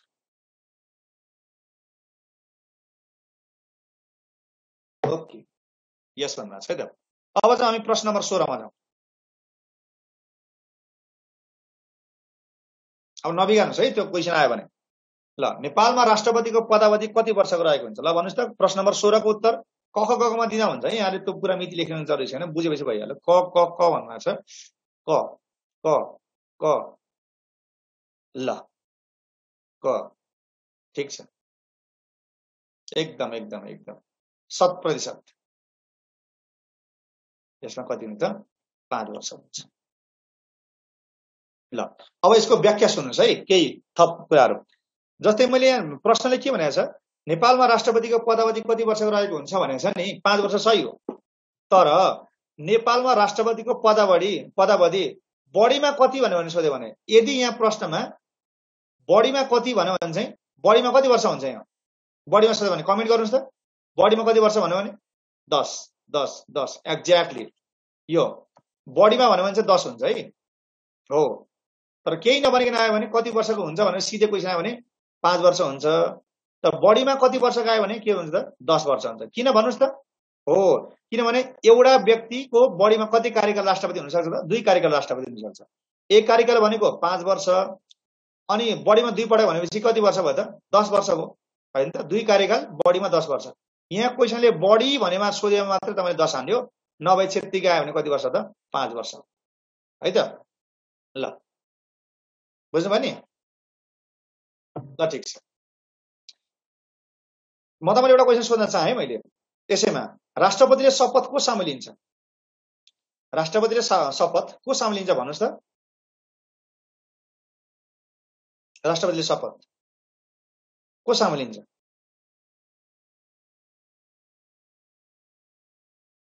प्रधानमन्त्री, प्रधान न्यायाधीश, प्रधानमन्त्री, प्रधानमन्त्री, चीफ जस्टिस, प्रधानमन्त्री। ल देख्नुभयो तपाईको मैले भने नि शपथ, शपथ को सामु त भन्दाखेरि प्रधान न्यायाधीश है, प्रधान न्यायाधीश है। र राजीनामा, राजीनामा को सामु दिन्छ त भन्दाखेरि चाहिँ उपराष्ट्रपति। ल यो दुईटा कुरा नोट गर्नुस् तपाईं। राष्ट्रपतिले जुन शपथ लिन्छन् त्यो शपथ चाहिँ को सामु लिन्छन् भन्दाखेरि चाहिँ आफ्नो कार्यकाल सुरु हुनुभन्दा पहिला को सामु लिन्छन्? शपथ प्रधान न्यायाधीश सामु लिन्छ, प्रधानमन्त्री होइन। र राजीनामा को सामु दिन्छ भन्दाखेरि उपराष्ट्रपति सामु, लिखित राजीनामा है। लिखित राजीनामा चाहिँ उपराष्ट्रपति सामु दिने चलन छ है। उपराष्ट्रपति सामु यो राजीनामा कुरा हो। शपथ प्रधान न्यायाधीश सामु र राजीनामा को सामु त? उपराष्ट्रपति सामु। र उपराष्ट्रपतिले चाहिँ शपथ को सामु लिन्छ भन्दाखेरि राष्ट्रपति सामु लिन्छ। उपराष्ट्रपतिले चाहिँ किन भन्नुहुन्छ भने उपराष्ट्रपति भन्दा माथि राष्ट्रपति छ, त राष्ट्रपति भन्दा माथि त कोही छैन नि त। त्यही भएर न्यायका प्रतीक, न्यायका मूर्ति भनेर हामी कसलाई चिन्छ त? प्रधान न्यायाधीश। आँखा चिम्लेर दुईटै आँखा बन्द गरेर तराजु झुन्याएको छ नि त, देखाउन त्यो गरेका छन्। त्यसकारणले प्रधान न्यायाधीश सामु चाहिँ शपथ लिने हो राष्ट्रपतिले, र प्रधान न्यायाधीशले नै को सामु शपथ लिने हो त? राष्ट्रपति सामु नै शपथ लिने हो। एक्ज्याक्टली प्रेम सरले भन्नुभएको छ, उहाँले एरो दिएर भन्नुभएको छ, प्रधान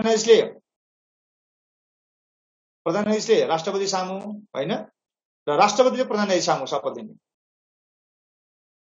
तर राजीनामाको केसमा चाहिँ राष्ट्रपतिले राजीनामा चाहिँ को सामु बुझाउने हो त? उपराष्ट्रपति सामु बुझाउने। तर उपराष्ट्रपतिले शपथ पनि राजीनामा पनि राष्ट्रपतिलाई दिने है। ल यति कुरा हो यसमा। अब गएँ म प्रश्न नम्बर 17 मा। ल त नेपालमा हाल प्रदेश नम्बर 1 मा कतिजना प्रदेश सभा सदस्य रहेका छन्? यसको एन्सर मैले अघि नै आइसक्यो। यसको उत्तर के हो त? घ। अघि नै हामीले यसको कुन प्रदेशमा कति जना सभासद रहने भन्ने कुरा हामीले चर्चा गरिसकेका छौं। अब यसमा मैले खासै व्याख्या गर्न जरुरी छैन है त। केही बुझिया छैन भने हामी लास्टमा फेरि केही छलफल गर्ने नै छौं। Okay okay. कहाँ 107 जना सर्दिन म्याम? हामीले अघि हेर्नु त लेखेको हामीले 193 भएछ, यसलाई 93 बनाउनुस् ल। 93 जना। यो अगाडि हाम्रो कृष्ण सरले के टाइप गर्नुभयो चाहिँ कारबाही हुन्छ आज। हो 93 मात्र हो। 93 नै हो दीपक सर। त्यो मैले भने त मैले मेटाउँदै छु यसमा हेर्नुस् त।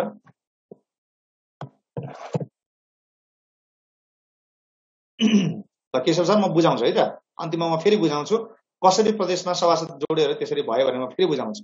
अहिले यसको एन्सर कति बुझाउँ त? 93 है त। ल अब हामी जान्छौं प्रश्न नम्बर 18 मा।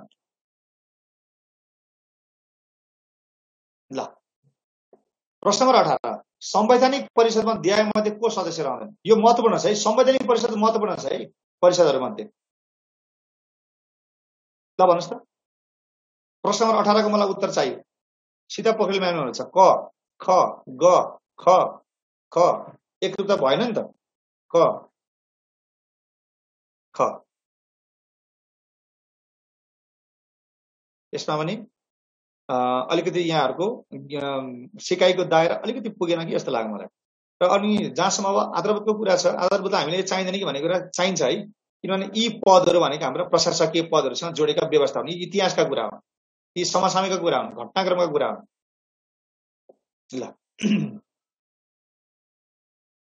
ल अब म यसको उत्तर भन्न गएँ है त। अब पहिला कुरा मैले अघि नै सुरुमा भनिसकेँ, संवैधानिक परिषद के को लागि हेरे त? दुईटा कुराको लागि संवैधानिक परिषद छ। एउटा नेपालको प्रधान न्यायाधीशको यसले के गर्छ? संवैधानिक परिषद सिफारिसको लागि मात्रै हो। संवैधानिक परिषदले दुईटा सिफारिस गर्छ। एउटा के को सिफारिस गर्छ? प्रधान न्यायाधीश एउटा, दोस्रो मैले अघि के भनिसकेँ, संवैधानिक अंग। संवैधानिक अंग भनेको कतिवटा छन् त? 13वटा छन्। ती संवैधानिक अंगको अध्यक्ष र सदस्यहरूको सिफारिस कसले गर्छ भन्दाखेरि त्यो सिफारिस गर्नको लागि के हो त? संवैधानिक परिषद छ। के को सिफारिस गर्छ र यसले? एउटा प्रधान न्यायाधीश, अर्को संवैधानिक अंगका प्रमुख तथा सदस्यहरूको सिफारिस गर्छ यसले। यसको व्यवस्था धारा 284 मा छ। अब यहाँ क्वेशन जाँचमा के आउँछ? कति सदस्य छ, को हुन्छन्, को हुँदैनन्, यति नै आउने यसबाट क्वेशन है। अब म यसको सरल नाम भन्छु। यसको अध्यक्ष को हुन्छ त? प्रधानमन्त्री हुन्छ। यो मान्छे भइ नै हाल्छ। अध्यक्ष नै को हुन्छ त? प्रधानमन्त्री हुन्छ। ठीक छ। त्यसपछि अर्को को हुन्छ त? यसमा प्रतिनिधि सभाको सभामुख हुन्छ। अहिलेको प्रतिनिधि सभाको सभामुख को छन् त? अग्नि प्रसाद सापकोटा छन्, यी पनि हुने भयो। राष्ट्रिय सभाको अध्यक्ष गणेश प्रसाद तिमल सिन्हा, यी पनि हुने भयो। तीनटा त हुने नै भयो। अनि अर्को हुन्छन् त? तीनजना त भयो। अब यहाँ अर्को को थपिन्छ भन्दाखेरि चाहिँ प्रतिनिधि सभाको विपक्षी दलको नेता। अहिले को हुन्छ प्रतिनिधि सभाको विपक्षी दलको नेता? केपी ओली हुन्, यी पनि हुन्छन्। अर्को को हुन्छ त? प्रतिनिधि सभाको उपसभामुख पनि हुन्छ। प्रतिनिधि सभाको उपसभामुख पनि हुन्छ। र प्रधानमन्त्री भन्दा मुनि एउटा अर्को को हुन्छ त? प्रधान न्यायाधीश हुन्छ। अर्थात् यसमा अब बचेका अरू को हुन्छन् भन्दाखेरि म नाम लेख्छु है त यहाँ मुनि। एउटा त प्रधानमन्त्री, एउटा के हुने भयो त? अध्यक्ष को हुन्छ त? प्राइम मिनिस्टर अध्यक्ष हुन्छ यसमा है। प्राइम मिनिस्टर चेयरम्यान हुन्छ, यसको अध्यक्ष हुन्छ एउटा। अब सदस्यहरू को हुन्छन् त? सदस्यहरू चाहिँ यसमा सदस्य को हुन्छन् भन्दाखेरि एउटा प्रधान न्यायाधीश हुन्छ। प्रधान न्यायाधीश सदस्य हुन्छ। अरू को हुन्छ अरे? प्रतिनिधि सभाको सभामुख भइहाल्यो, राष्ट्रिय सभाको अध्यक्ष भइहाल्यो। अर्को को हुन्छ अरे? प्रतिनिधि सभाको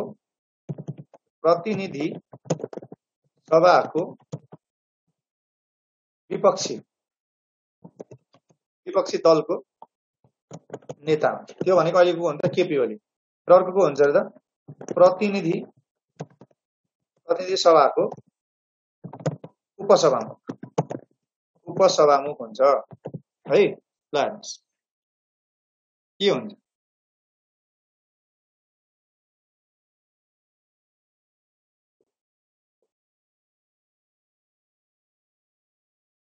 के हुन्छ प्रतिनिधि सभाको उपसभामुख? अब म सर भन्छु है। हाल प्रधान न्यायाधीशको छ सर। अहिले हाम्रो के कार्की बनाएको छ अहिले एक्टिङ चाहिँ?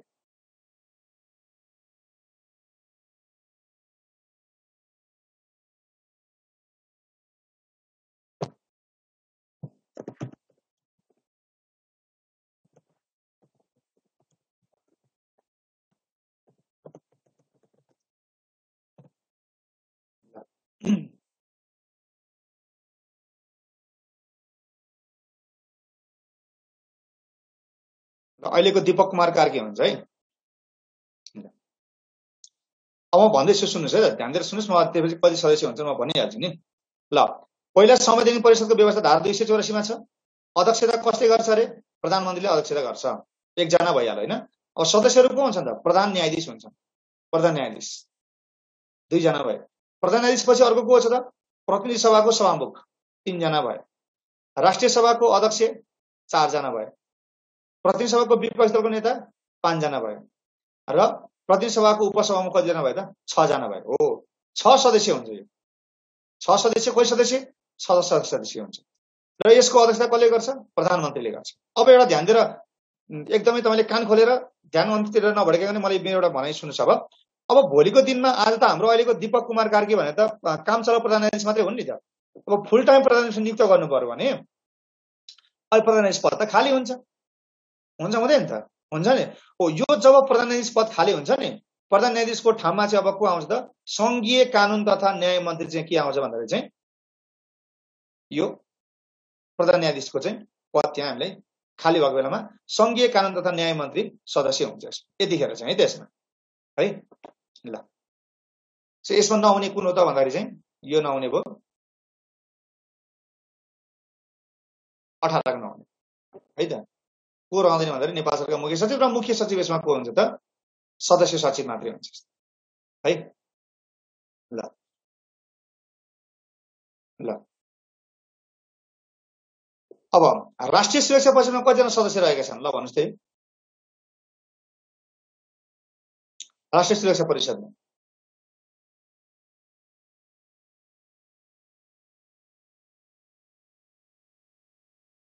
5 जना। क क क अब यो हाम्रो व्यवस्था धारा 266 मा छ है। एकचोटि यहाँले यो संविधान हेर्नुस् ल। धारा 266 मा छ। सर र नाम भन्छु।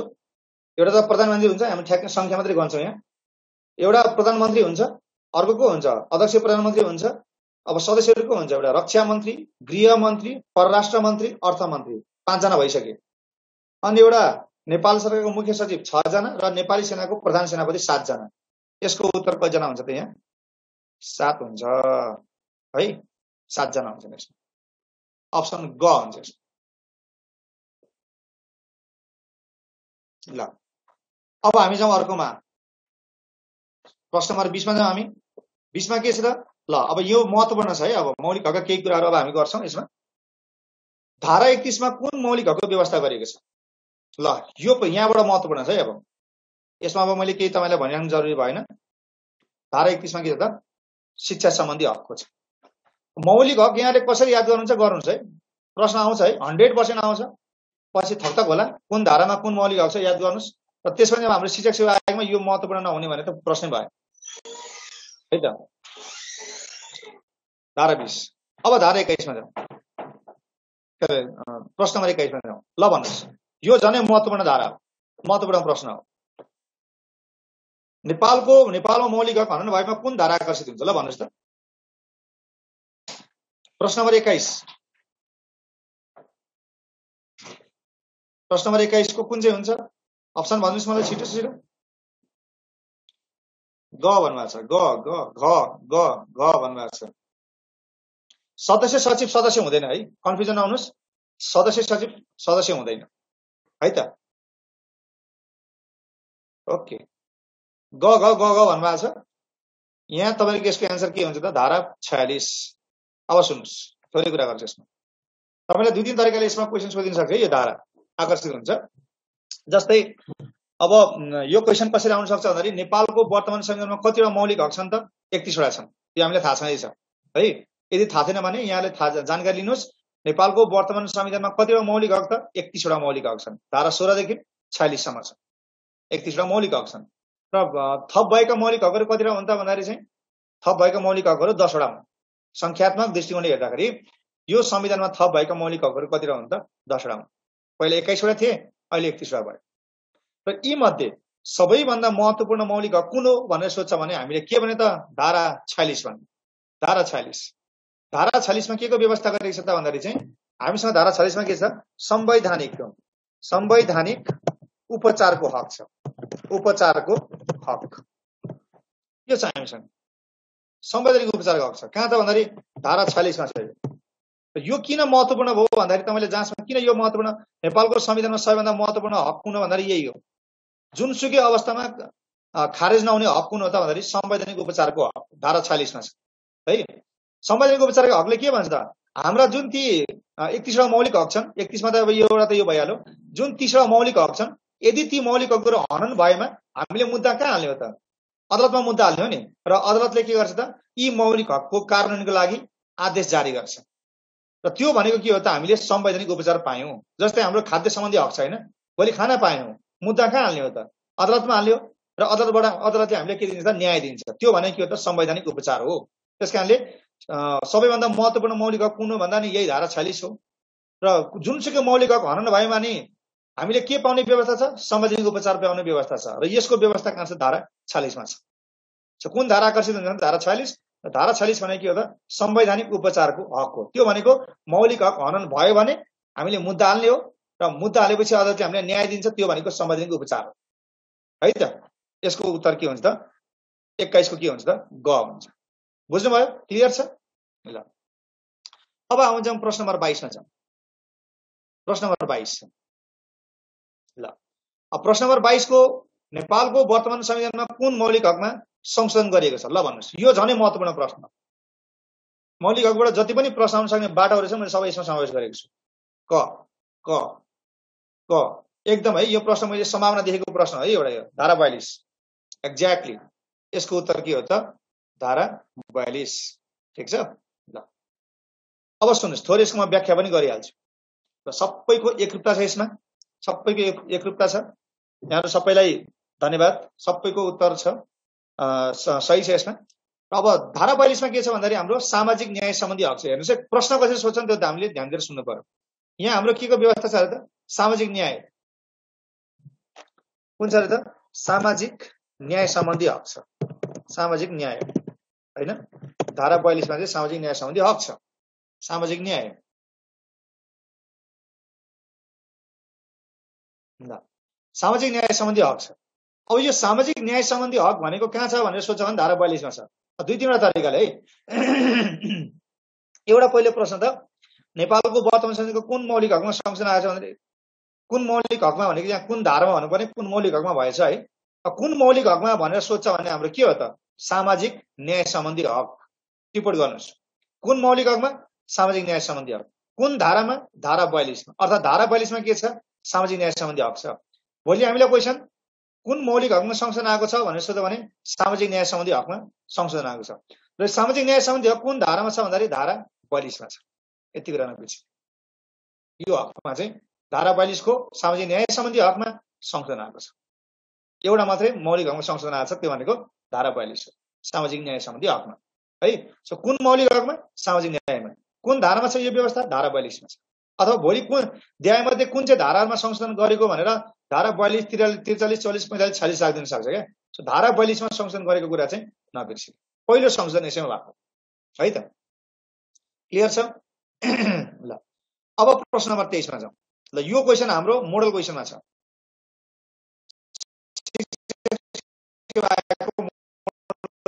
नेपालको संविधान बमोजिम म फन्ट ठुलो बनाउँछु है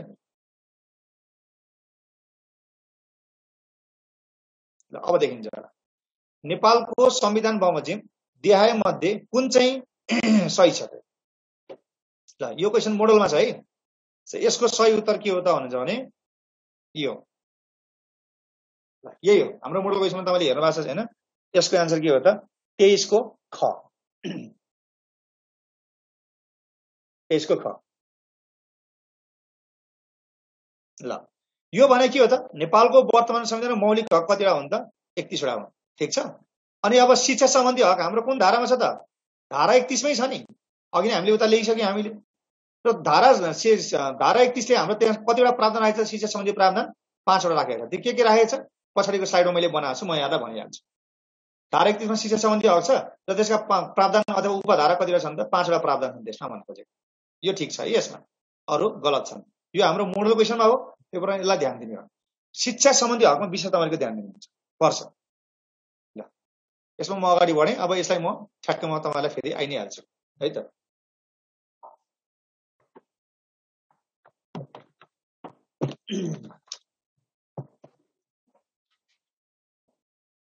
ल अब हामी प्रश्न नम्बर कतिमा जान्छौं भन्दाखेरि चाहिँ 23 मा जानु 23 त्यही भएर 24 मा जाऊ ल अब संविधानको व्याख्या धाराहरुको व्याख्या ल यो पनि महत्त्वपूर्ण छ है हाम्रो लागि ल भन्नुस् त सरम्यामहरु प्रत्येक श्रमिकलाई योगदानमा आधारित सामाजिक सुरक्षाको हक हुनेछ यो कुन मौलिक हकसँग सम्बन्धित छ ल भन्नुस्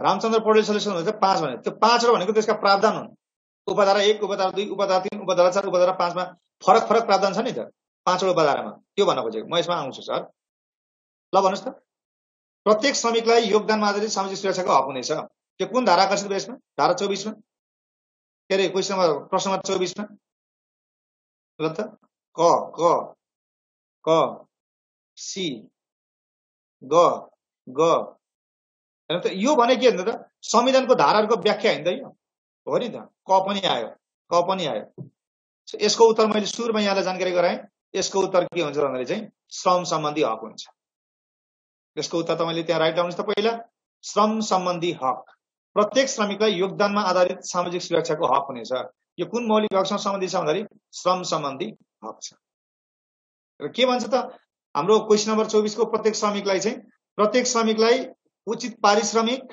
सुविधा तथा योगदानमा आधारित सामाजिक सुरक्षाको हक हुनेछ भनेर चाहिँ हाम्रो धारा के अरे हाम्रो श्रमको हकमा चाहिँ यो व्यवस्था चाहिँ उपधारा 1 मा यसको व्यवस्था स्पष्ट उल्लेख गरेको छ है त।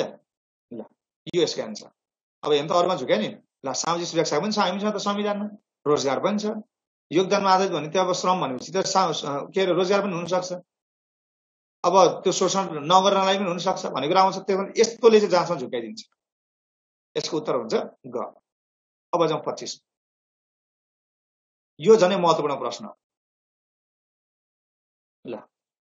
ल प्रश्न नम्बर 25 को उत्तर भन्नुस् त सरम्यामहरु। 25 को मौलिक हक कार्यान्वयनका लागि आवश्यकता अनुसार राज्यले यो संविधान प्रारम्भ भएको कति वर्षभित्रमा कानुनी व्यवस्था गर्नुपर्छ? 3 वर्ष। 3 ग एउटा डी पनि आयो, एउटा क पनि आयो, ग पनि आयो। 3 ग ओके। ल ठिक छ। अब 25 नम्बरमा मौलिक हक हाम्रो नेपालको वर्तमान संविधानमा, अब छोड्दिउँ कमेन्ट सेक्सनलाई छोड्दिउँ, यता ध्यान दिउँ है। म केही कुरा भन्न चाहन्छु यसमा। यो मौलिक हक हामीसँग कति छन् त अहिले भन्दा 31 मौलिक हक छन् भनिन्छ नि हो। यी चाहिँ कार्यान्वयन गर्नु पर्यो नि त। जस्तै अहिले हेर्नुस् त, हामीले आवासको हक भनेको छ हैन संविधानमा, आवासको हक छ हामीसँग। तर त्यो आवासको हक हाम्रो कार्यान्वयन भएको छ त छैन नि। किन भन्नुस् त? कुनै पनि कुरा कानुनले दिएर मात्र हुँदैन, त्यो कानुन कार्यान्वयन गर्नलाई त्यो तत्सम्बन्धी कानुन पनि चाहिन्छ, अथवा कुनै पनि कुरा दिएर हुँदैन। जस्तै राज्यले के भन्छ, म ल राज्यलाई के राज्यमा चाहिँ हरेक नागरिकलाई म बस्ने वासस्थानको अथवा आवासको व्यवस्था गर्छु है भन्नु हैन, तर भनौँ मात्रै। तर कानुन बनाएन भने त्यो कार्यान्वयन हुन्छ त? हुँदैन नि त। जस्तै अब मैले घर पाइन भनेर भोलि मैले अदालतमा मुद्दा हाल्ने हो, किनभने मौलिक हकको हनन भएमा मुद्दा हाल्ने कहाँ हो त? संवैधानिक उपचार भनेको धारा 46 हो। अदालतमा गएर मुद्दा हाल्ने हो। तर त्यो मुद्दा कार्यान्वयन अब सर्वोच्च अदालतले के भन्छ? कार्यान्वयन त गराउँछ, तर सर्वोच्च अदालतले केमा टेकेर कानुनको कार्यान्वयन गर्ने? कानुन चाहिएन, तत्सम्बन्धी कानुन चाहियो नि त। हो त्यही भने हो, अधिकार दिएर मात्र हुँदैन, अधिकार प्रयोग गर्नलाई कानुन चाहिन्छ। भोलि मैले खाना पाइन भनेर मैले अदालतमा गएर मुद्दा हाल्ने हो, अनि सरकारले अदालतले के भन्छ? सरकार यसले खाना पाएन, यसको खानाको व्यवस्था गर भन्छ। तर कुन कानुन बमोजिम? कानुन नै छैन। त्यसकारणले के भनेको छ संविधानले भन्दाखेरि धारा 47 मा छ है। यो व्यवस्था हाम्रो जुन यो 25 नम्बरको प्रश्न छ, यसको व्यवस्था धारा 47 मा छ। यो कुरा जुन लेखेको छ यहाँ, यो धारा 47 हो। त्यो भनेको यो मौलिक हकहरु जुन 31 मौलिक हक राखिएको छ, यसको कार्यान्वयनका लागि चाहिँ के चाहिन्छ त? कानुन चाहिन्छ। कानुन चाहिन्छ, कानुनी व्यवस्था गर्नुपर्छ। र त्यो कानुन चाहिँ कति वर्षभित्र बनाउने भनेको छ त भन्दाखेरि 3 वर्षभित्र बनाउनुपर्छ के कार्यान्वयनका लागि। यो क्वेशन सोधिसकेको क्वेशन हो। यस्तो भर्खरै कुन प्रदेशमा सोध्या हो? मौलिक हक कार्यान्वयनका लागि चाहिँ सरकारले, राज्यले यो संविधान प्रारम्भ भएको कति वर्षभित्र बनाउने हेर्दा मैले त्यहाँबाट कतिलाई मैले हाइलाइट गरेको छु यहाँनिर हेर्नुस् त। 3 वर्षभित्र कानुन बनाउनुपर्छ। तर बनाएको छ त? छैन। त्यसकारणले भोलि मैले खाना पाइन भनेर सर्वोच्चमा गएर मुद्दा हाल्न पाइन्छ यदि कानुन बनाए भए। त्यसकारणले यी मौलिक हक 31 होइन, 1000वटा राख्दै पनि केही फरक पर्दैन। कागजी खोस्ट मात्रै हो। ती कानुन कार्यान्वयन गर्न, ती व्यवस्थाहरू कार्यान्वयन गर्नलाई जबसम्म कानुन बन्दैन तबसम्म के हुन्छ? कागजी खोस्ट मात्रै। अरु के पनि काम छैन है त। ल यो धारा 47 मा छ यसको व्यवस्था। भोलि क्वेशन कसरी पनि आउन सक्छ। मौलिक हकको कार्यान्वयनका लागि आवश्यकता अनुसार राज्यले संविधान प्रारम्भ भएको कति वर्षभित्रमा कानुन व्यवस्था गर्छ? 3 वर्ष। यो प्रावधान पूरा भयो। यो प्रावधानको व्याख्या कुन छ अरे? धारा 47 मा छ। धारा 46 मा हाम्रो मौलिक हक छन्, धारा 47 मा के छ? मौलिक हकको कार्यान्वयनको कुरा चाहिँ धारा 47 मा छ। टिप्पणी गर्नुस् है, यो धारा 47 भनेर यो व्यवस्था सोधिन सक्ला नि फेरि। मौलिक हक कार्यान्वयन कानुन बनाउने कुरा चाहिँ कुन धारामा उल्लेख गरेको छ भने धारा 47 मा छ। र कति वर्षभित्र कानुनी व्यवस्था गर्ने छ भन्दाखेरि चाहिँ 3 वर्षभित्रमा गर्ने छ। मैले यहाँ लेखिदिइहाल्छु। यहाँ धारा 47 मा के भयो त भन्दाखेरि चाहिँ इम्प्लिमेन्टेसन छ। के को इम्प्लिमेन्टेसन छ? मौलिक हकको कार्यान्वयन। ल यो बिर्सिनु भयो। व्यवस्था कहाँ छ भन्दा धारा 47 मा छ। र धारा 47 चाहिँ के भन्छ भन्दाखेरि चाहिँ कानुन बनाउनु पर्छ 3 वर्षभित्रमा। के को लागि त? मौलिक हक कार्यान्वयनको लागि। ल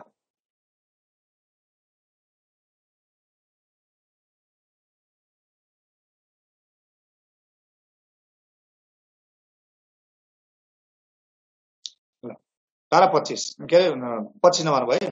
अब 26 नम्बरमा जाउँ। प्रश्न नम्बर 26 मा। ल त अब प्रश्न नम्बर 26 मा प्रश्न भन्छु, यहाँहरुले उत्तर राख्नु होला है आफ्नो। कुनै पनि व्यक्तिलाई पक्राउ भएको कारण सहितको सूचना नदिई थुनामा राखिने छैन। यो कुन मौलिक हकसँग सम्बन्धित छ? ल त यहाँहरुको कतिको व्याख्यात्मक घोषणा हाम्रा पुष्पकमल दाहालहरूले त व्याख्यात्मक घोषणा गरिसके। अब यहाँहरुको कतिको पुगेर चाहिँ व्याख्यात्मक घोषणा कतिको पढ्नु भएको छ ल हेरौँ त। अब ग क एकरूपता कहीँ पनि पाइन नि त मैले उत्तरमा।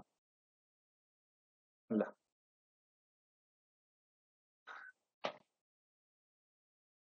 मौलिक हक है, मौलिक हक। ओके, अब मैले यसको उत्तर भनौँ है त सर म्यामहरु। यसको उत्तर भनेको ग हुन्छ, न्याय सम्बन्धी हक। हेर्नुस् त, कुनै पनि व्यक्तिलाई पक्राउ भएको कारण सहितको सूचना। सूचना भनेपछि हामी यहाँ सूचनाको हक हान्दिहाल्छौँ हैन त। यस्तो क्वेशन आयो भने हो डुबाउँछ। त्यसलाई हामी लेभल 2 क्वेशन भन्छौँ, लेभल 2 लेभल 3 क्वेशन भन्छौँ है। जहाँ व्याख्याको कुरा आउँछ त्यसको लेभल माथि गयो भन्ने कुरा बुझियो। र मैले कुनै अपराध गरेको छैन तर मलाई पुलिसले आएर थुनामा राख्यो, यो पनि न्याय सम्बन्धी हक नै हो। बिना कुनै अपराध कसैलाई गर्ने थुनामा राख्न पाइँदैन, यो पनि न्याय सम्बन्धी नै हो। र मलाई पुलिसले पक्राउ गर्छ भने म के कारणले थुनामा राखेको हो त, त्यसको कारण सहित मलाई जानकारी नदिकन मलाई थुनामा राख्न पाइँदैन, यो त न्याय हो। हेर्दाखेरि सूचना जस्तो देखिन्छ, सञ्चार जस्तो देखिन्छ। त्यही भएर नझुक्यौं।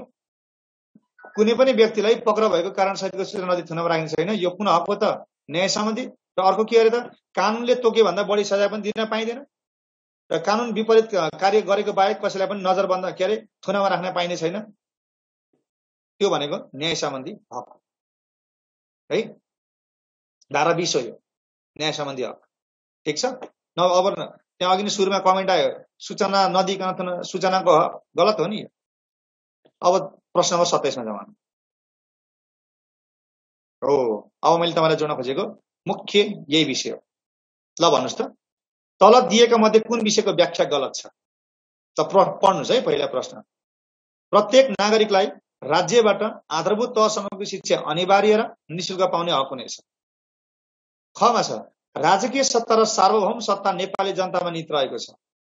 संघीय मन्त्री परिषद बढीमा 25 सदस्य रहनेछ र प्रदेश प्रमुखको नियुक्ति संवैधानिक परिषद सिफारिसमा राष्ट्रपतिबाट नियुक्त हुनेछ। यो अहिले दुई पटक भइसकेको छ। ल भन्नुस् त, कुन चाहिँ व्याख्या गलत छ?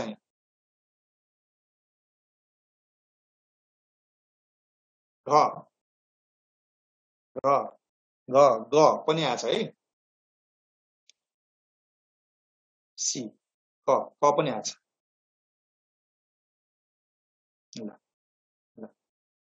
ल अब म यसको उत्तरतर्फ जान्छु है त।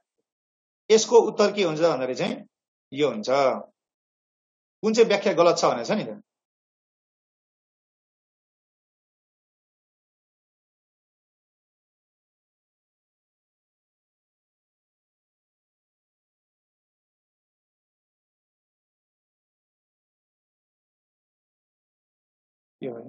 ल यसको उत्तर के हुन्छ त? प्रदेश प्रमुखको नियुक्ति अघि नै हामीले भन्यौं नि, संवैधानिक परिषदको सिफारिस हो त, होइन नि त? नेपाल सरकारको सिफारिसमा राष्ट्रपतिबाट नियुक्त हुनेछ नि।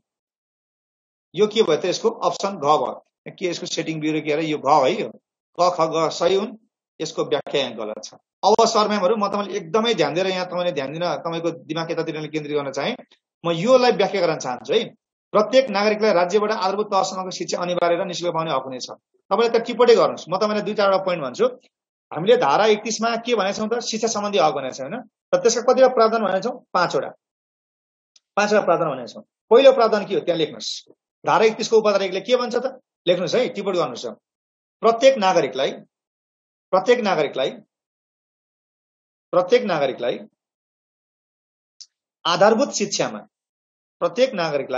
आधारभूत शिक्षामा पहुँचको हक हुनेछ। प्रत्येक नागरिकलाई आधारभूत शिक्षामा पहुँचको हक हुनेछ। यो धारा 31 को पहिलो हाम्रो व्यवस्था हो, शिक्षा सम्बन्धी व्यवस्था। ठीक छ। अब दोस्रोमा लेख्नुस् त। दोस्रोमा यही हो, प्रत्येक नागरिकलाई राज्यबाट आधारभूत तहसम्मको शिक्षा अनिवार्य र निशुल्क है। एकदमै महत्त्वपूर्ण छ है यो। भोलि क्वेशन यहाँ कसरी सोध्न सक्छ थाहा छ यसबाट? नेपालमा कुन तहसम्मको शिक्षा अनिवार्य र निशुल्क पाउने हक हुनेछ भनेर सोध्छ भने नेपालमा आधारभूत तहसम्मको शिक्षा अनिवार्य र निशुल्क पाउने हक हुनेछ। धारा 31 को उपधारा 2 ले भन्छ एउटा। र अर्को माध्यमिक तहसम्मको शिक्षा के छ त? अनिवार्य के अरे निशुल्क पाउने हक हुनेछ। अहिले फेरि पनि भन्छु, यो माथि जे छ नि सबै कपी गर्नुस्। प्रत्येक नागरिकलाई राज्यबाट आधारभूत तहसम्मको शिक्षा अनिवार्य र निशुल्क छ। ठिक हो। र यसका साथसाथै माध्यमिक तहसम्मको शिक्षा चाहिँ के मात्रै छ त? निशुल्क मात्रै छ, अनिवार्य छैन। भोलि हामीले जाँचमा कुन तहसम्मको शिक्षा चाहिँ निशुल्क हुनेछ भनेर सोच्यो भने हामीले माध्यमिक भन्नु। तर अनिवार्य र निशुल्क कुन चाहिँ हो त भन्दाखेरि आधारभूत तह भन्नु। आधारभूत तहसम्मको शिक्षा उपधारा 2 ले यही भन्छ। अब उपधारा 3 मा के भन्छ? नेपालमा निशुल्क उच्च शिक्षा कसलाई हुनेछ भनेर लेख्नुस्। निशुल्क उच्च शिक्षा, निशुल्क उच्च शिक्षा चाहिँ कसलाई पाउने हक हुनेछ त? निशुल्क उच्च शिक्षा कानुन बमोजिम निशुल्क उच्च शिक्षा कसले पाउँछन् भन्दाखेरि लेख्नुस्, अपाङ्गता भएका र आर्थिक रूपले विपन्न नागरिकलाई, अपाङ्गता भएका र आर्थिक रूपले विपन्न नागरिकलाई यिनीहरूले के पाउने भयो त? निशुल्क उच्च शिक्षा कानुन बमोजिम निशुल्क शिक्षा यिनीहरूले पाउने भयो। कसले पाउने भयो त? भोलि हामीलाई के भनेको क्वेशन सोधिन सक्छ, नेपालमा निशुल्क उच्च शिक्षा प्राप्त गर्ने हक कसलाई हुनेछ? अपाङ्गता भएका अथवा विपन्नलाई अथवा बहिरालाई अथवा भनौँ सांकेतिक भाषा बुझ्नेलाई, भाषिक समस्या भएकोलाई यसरी अप्सन राखिदिन सक्छ। सो के बुझ्नु पर्यो त भन्दाखेरि चाहिँ उपधारा 3 ले के भन्छ? नेपालमा अपाङ्गता, नेपालमा होइन अब संविधान बमोजिम अपाङ्गता र आर्थिक रूपमा विपन्न नागरिकलाई कानुन बमोजिम निशुल्क उच्च शिक्षा पाउने हक चाहिँ हुनेछ। उपधारा 3 31 को उपधारा 3 यो भयो। अब 4 मा जाउँ। 4 मा कसलाई भयो त्यो? 4 मा के हो त? दृष्टिविहीन नागरिकलाई लेख्नुस्। दृष्टिविहीन नागरिकलाई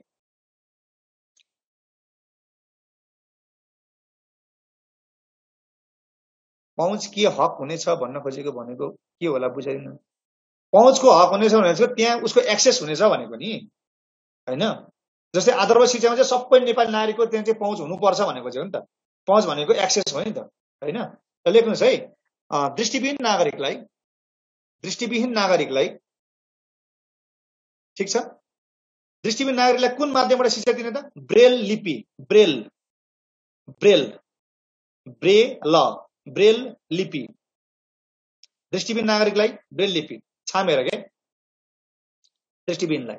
र अर्को के त भन्दाखेरि चाहिँ बहिरा तथा लेख्नुस्, तथा बहिरा भनेको अब हाम्रो के त? स्वर अथवा हाम्रो त्यसलाई के भन्छ अर्को? बहिरा तथा स्वर तथा बोलाइमा अपाङ्गता भएका, कान नसुन्ने, बोल्न नसक्ने भने त हो। बहिरा तथा स्वर अथवा भाषिक अपाङ्गता भएकालाई भनौँ न, यसरी बुझ्न सकिन्छ। उनीहरूले चाहिँ कुन माध्यमबाट त? सांकेतिक भाषामा शिक्षा दिने, सांकेतिक भाषामा। दृष्टिविहीनलाई ब्रेल लिपि मार्फत र बहिरा स्वर तथा भाषिक अपाङ्गता भएकालाई चाहिँ सांकेतिक भाषाको माध्यमबाट निशुल्क शिक्षा प्राप्त गर्ने हक हुनेछ। कुन शिक्षा? निशुल्क शिक्षा। न त्यहाँ उच्च केही भनेको छैन। मैले फेरि पनि भन्छु, दृष्टिविहीनलाई ब्रेल लिपि, यतापट्टि हाम्रो बहिरा र स्वर सम्बन्धी समस्या अथवा भाषिक अपाङ्गता भएकालाई सांकेतिक भाषाको माध्यमबाट निशुल्क शिक्षा प्रदान गर्ने चाहिँ यो संविधानमा चाहिँ व्याख्या गरेको छ उपधारा 4 ले है। ल अब अर्को 5औं अन्तिम, हाम्रा नेपाली समुदायलाई, यो बुझ्दा मात्रै हुन्छ, तपाईहरुले लेखिरहनु जरुरी छैन। जो हामी नेपाली छौं नि, हरेक नेपाली समुदायलाई आफ्नै मातृभाषामा शिक्षा पाउने हक हुनेछ। मलाई नेपालीमा चाह्यो भने मैले नेपालीमै शिक्षा लिन सक्छु, मैथिली भाषामा लिन चाह्यो भने मैथिली भाषामा लिन सक्छु, मैले अहिले नार्फु भाषामा लिन चाह्यो भने त्यसमा लिन सक्छु, पोइके भाषामा लिन चाह्यो भने पोइके भाषामा लिन सक्छु। अर्थात् नेपालका हरेक समुदायलाई आफ्नै मातृभाषामा शिक्षा पाउने अथवा सिक्ने हक हुनेछ। र त्यसका लागि जुनसुकै किसिमका शैक्षिक संस्था स्कुलहरू स्थापना गर्न अथवा सञ्चालन गर्न पाइने चाहिँ हाम्रो धारा 5 मा व्याख्या गरेको छ, उपधारा 5 मा व्याख्या गरेको छ। यति कुरा है। र यसमा मैले एकचोटि फेरि भन्छु, किनभने तपाईलाई क्वेशन आउने ठाउँ यही हो। धारा 31 को उपधारा 1 ले के भन्यो? प्रत्येक नागरिकलाई आधारभूत शिक्षामा पहुँचको हक हुनेछ। उपधारा 1 पहिलो हामीले 5 को प्रावधान भनेको छ नि, पहिलो प्रावधान यही हो, प्रत्येक नागरिकलाई आधारभूत शिक्षामा पहुँचको हक हुनेछ। दोस्रो प्रावधान के हो त भन्नुहुन्छ भने प्रत्येक नागरिकलाई राज्यबाट आधारभूत तहसम्मको शिक्षा अनिवार्य र निशुल्क हुनेछ। तथा माध्यमिक तहसम्मको शिक्षा के हुनेछ त? निशुल्क मात्र हुनेछ। माध्यमिक तहसम्मको शिक्षा हाम्रो नेपालमा अनिवार्य छैन, तर केसम्म छ? आधारभूत तहसम्मको छ है। उपधारा 3ले के भनेर त अपाङ्गता भएका र आर्थिक रूपमा विपन्न नागरिकलाई कानुन बमोजिम निशुल्क उच्च शिक्षा पाउने हक हुनेछ। 3 तेस्रो प्रावधान। चौथो प्रावधान भनेको दृष्टिविहीनलाई ब्रेल लिपिको माध्यमबाट र अर्को बहिरा तथा स्वर सम्बन्धी अथवा भाषिक अपाङ्गता भएकालाई चाहिँ सांकेतिक भाषाको माध्यमबाट निशुल्क शिक्षा प्राप्त गर्ने हक हुनेछ। चौथो प्रावधान। र पाँचौं प्रावधान भनेको हामी प्रत्येक नेपाली समुदायका नेपाली नागरिकलाई चाहिँ आफ्नै मातृभाषाको माध्यमबाट चाहिँ शिक्षा पाउने हक हुनेछ। त्यसको लागि जुनसुकै संघ संस्था स्कुलहरू खोल्ने र सञ्चालन गर्ने अधिकार चाहिँ हामीलाई छ। यो 5वटा प्रावधान नबिर्सिनु। यहाँबाट क्वेशन बन्छ, यहाँबाट क्वेशन शिक्षक सेवामा क्वेशन बन्नुपर्छ, बन्छ। धारा 31 का व्याख्या। कतिवटा प्रावधान भए? 5वटा प्रावधान। यही त हो है त। ल अब राजकीय सत्ता र सार्वभौम सत्ता नेपाली जनतामा निहित रहेको छ, एकदम सही हो यो। र संघीय मन्त्री परिषद भनेको हाम्रो शेरबहादुर देउवाको मन्त्री परिषद, यो कतिमा सदस्य हुन सक्छ अरे? बढीमा 25 सदस्य हुन सक्छ। यो बिल्कुल के हो त? सही हो, यो एकदमै बिल्कुल सही हो। यो बढीमा 25 नै हो। त्यहाँ तपाईले क्वेशन सोधिन सक्छ, हालको संघीय मन्त्री परिषद बढीमा कति सदस्य हुनेछ भनेर? 25 सदस्य। बढीमा 25 सदस्य हुन्छ भने तपाईले कति हान्नुपर्छ? बढीमा 25 सदस्य हान्नुपर्छ। 25 हुँदैन, बढीमा 25 हुनुपर्छ। यो यसपालि टियु आयोगमा त्रिभुवन युनिभर्सिटीको शिक्षा आयोगमा सोधेको क्वेशन हो यो है। टियु आयोगमा सोधेको क्वेशन हो यो, त्रिभुवन विश्वविद्यालय आयोगमा सोधेको क्वेशन हो यो। त्यसकारण अहिलेको जुन हाम्रो देउवाको सरकार छ नि, त्यो बढीमा कति सदस्य हुन सक्छ अरे? 25 सदस्य। त्यो पनि को सहित? प्रधानमन्त्री सहित हुनुपर्छ नि। प्रधानमन्त्री सहित 26 होइन, फेरि प्रधानमन्त्री सहित बढीमा 25 जना। 25 जना बनाउन पाइयो, तर 26 जना बनाउन पाएन, बढीमा 25 है। यदि बुझ्नु पर्यो यसमा, तपाईले क्लियर हुनु पर्यो यसमा। माध्यमिक शिक्षालाई निशुल्क, माध्यमिक रोजी म्यामले सुन्नु भएको छ, माध्यमिक शिक्षा निशुल्क, तर आधारभूत तहसम्मको शिक्षा अनिवार्य र निशुल्क है। 2 को एकचोटि भन्नुहुन्छ निरञ्जन शाह सरले।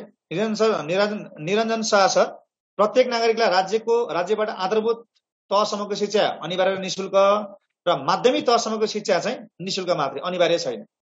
यही हो, यहीँबाट क्वेशनले ठोक्काउँछ जस्तो लाग्छ है मलाई।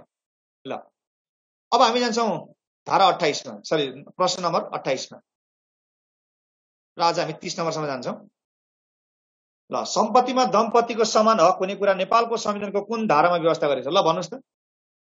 प्रश्न नम्बर 28 मा सम्पत्तिमा दम्पतिको समान हक हुने कुरा नेपालको संविधानको कुन धारामा व्यवस्था गरेको छ?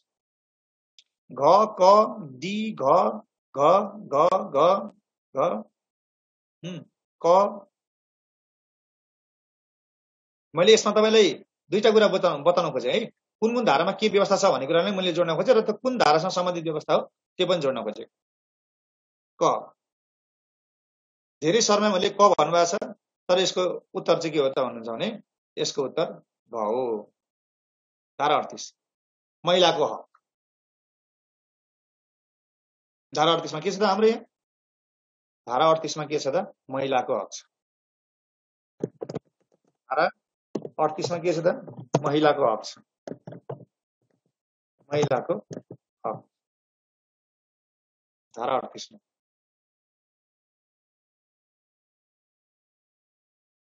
ल सो धारा 38 मा महिलाको हकमा तपाईले दुई तीनवटा कुरा ध्यान दिएर सुन्नु पर्यो है। एउटा त के हो भन्दाखेरि चाहिँ नि सम्पत्ति भनेछ नि, सम्पत्तिमा दम्पति भनेको के हो? दम्पति भनेको श्रीमान श्रीमती होइन त? श्रीमान श्रीमतीको सम्पत्तिमा समान हक हुने, त्यो भनेको कुन त? महिलाको हक। धारा 38। सो यो व्यवस्था कहाँ छ त? धारा 38 भनेको के को व्यवस्था हो त? महिलाको। सो यहाँ क्वेशन के भने आयो जाँचमा भन्दाखेरि सम्पत्तिमा दम्पतिको समान हक कुन मौलिक हकसँग सम्बन्धित छ भन्दाखेरि यो कुन हक हो त? महिलाको हक हो। सम्पत्तिमा दम्पति भनेको श्रीमान श्रीमतीको सम्पत्तिमा बराबर हिस्सेदारी हुने कुरा चाहिँ महिलाको हक हो। र महिलाको हक भनेको कुन धारामा हो त? धारा 38 मा होइन त? उही त हो नि कुरो। सो कुन हकमा व्यवस्था गरेको छ भन्दा धारा 38 मा। धारा 38 भनेको महिलाको हक हो है। यसमा तपाईले यसमा बिर्सिनु भएन। र यसमा म तपाईलाई झुक्क्याउने प्रावधान अर्को एउटा छ, अब म तपाईलाई लेखाउँछु यसमा, तपाईले नोट गर्ने। अब त्यो सम्पत्ति र अर्को पारिवारिक मामिला पनि त्यहाँ थप्न सक्नुहुन्छ है यहाँले। सम्पत्ति र पारिवारिक मामिलामा दम्पतिको समान हक हुने कुरा नै महिलाको हक हो। पारिवारिक मामिलामा पनि दम्पतिको समान हक लाग्छ। जस्तै पारिवारिक मामिला भनेको जस्तै अब भोलि छोराछोरीको कुरा आयो, छोराछोरीको रेखदेख गर्ने कुरा अथवा जुनसुकै भनौँ न पारिवारिक मामिला भनेको पारिवारिक मामिलामा पनि दम्पतिको समान हक हुने, यो पनि धारा 38 नै हो, महिलाको हक नै। ठिक छ। र अर्को यससँग एउटा बाजिने गरी एउटा शब्द छ, त्यो लेख्नुस् त। अब म भन्छु नि, यहाँले नोट गर्नुस् है। पैतृक सम्पत्ति भनेको आफ्ना बुवा आमाको सम्पत्तिमा, पैतृक सम्पत्तिमा नोट भनेर लेख्नुस् है साइडमा। पैतृक सम्पत्तिमा सबै सन्तानको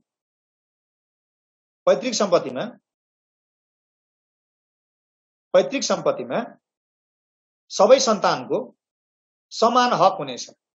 पैतृक सम्पत्तिमा सबै सन्तानको, देख्नुभयो, पैतृक सम्पत्तिमा सबै सन्तानहरूको समान हक हुनेछ। यो कुन हक हो त? यो चाहिँ के हो त?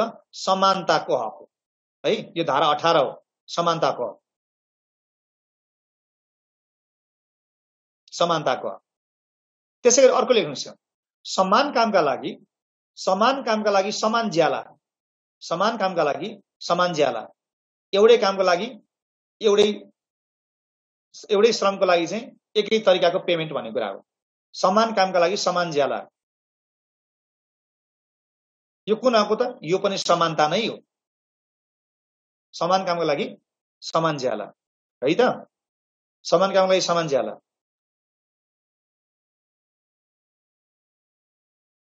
ल, कुनै पनि कार्यमा, अर्को लेख्नुस् मुनि, कुनै पनि कार्यमा सबै सन्तानहरूको सामाजिक सुरक्षामा पहुँच हुने, त्यो खासै महत्त्वपूर्ण होला। यो दुईटा कुरा लेख्नुस्। एउटा के भने त, पैतृक सम्पत्तिमा सबै सन्तान भनेको चाहिँ बुवा आमाको सम्पत्तिमा छोराको पनि बराबर हिस्सेदारी, छोरीको पनि बराबर हिस्सेदारी भनेको है। पैतृक सम्पत्तिमा सबै सन्तानहरूको समान वंशीय हक हुने, यो समानता हो। त्यसैगरी समान कामको लागि समान ज्याला भनेको यो पनि समानताको हक। यति दुईटा कुरा यहाँले बिर्सिनु भयो है त। र त्यो महिलामा झुकाइदिन सक्छ हामीलाई। ल, अब हामी जाउँ धारा 29 मा, सरी प्रश्न नम्बर 29 मा। देहाय मध्ये परिमार्जन सहित थप भएको मौलिक हकमा कुन चाहिँ पर्दैन? ल भन्नुस् त, प्रश्न नम्बर 29 को कुन चाहिँ हुन्छ? कमेन्ट गर्नुस्। प्रश्न नम्बर 29।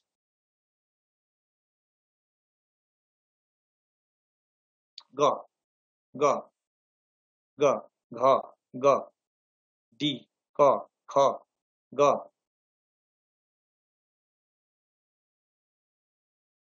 ल है त, धेरैको ग आएको छ, तर त्यसको उत्तर ग नभइकन के हो त? घ हो। यसको उत्तर ग हो।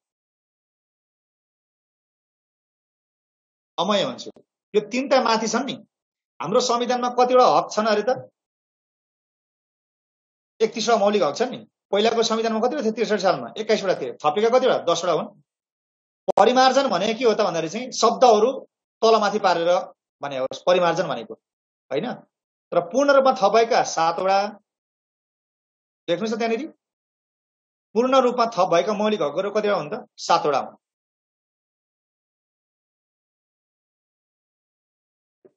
परिमार्जन सहित कतिवटा हुन् त? ल, म मुनि लेखिदिन्छु ल। यहाँ म तपाईलाई यो तीनटा चाहिँ तपाईले के लेख्नुस् त? परिमार्जन सहित भनेर स्वच्छ वातावरण लेख्नुस्, संसारको हक लेख्नुस्, भाषा तथा संस्कृति लेख्नुस्। र नयाँ पूर्ण रूपमा नयाँ थपेका के हुन् म यहाँ मुनि लेख्छु। यो माथिको सार्दै गर्नुस् तपाईहरु 29वटा। यो चाहिँ फुल्ली न्यू है। पूर्ण रूपमा नयाँ चाहिँ के हुन् त भन्दाखेरि चाहिँ म धारा लेखिदिन्छु, धारा पनि हैन म नामै लेखिदिन्छु, ठिकै छ। एउटा के हो त?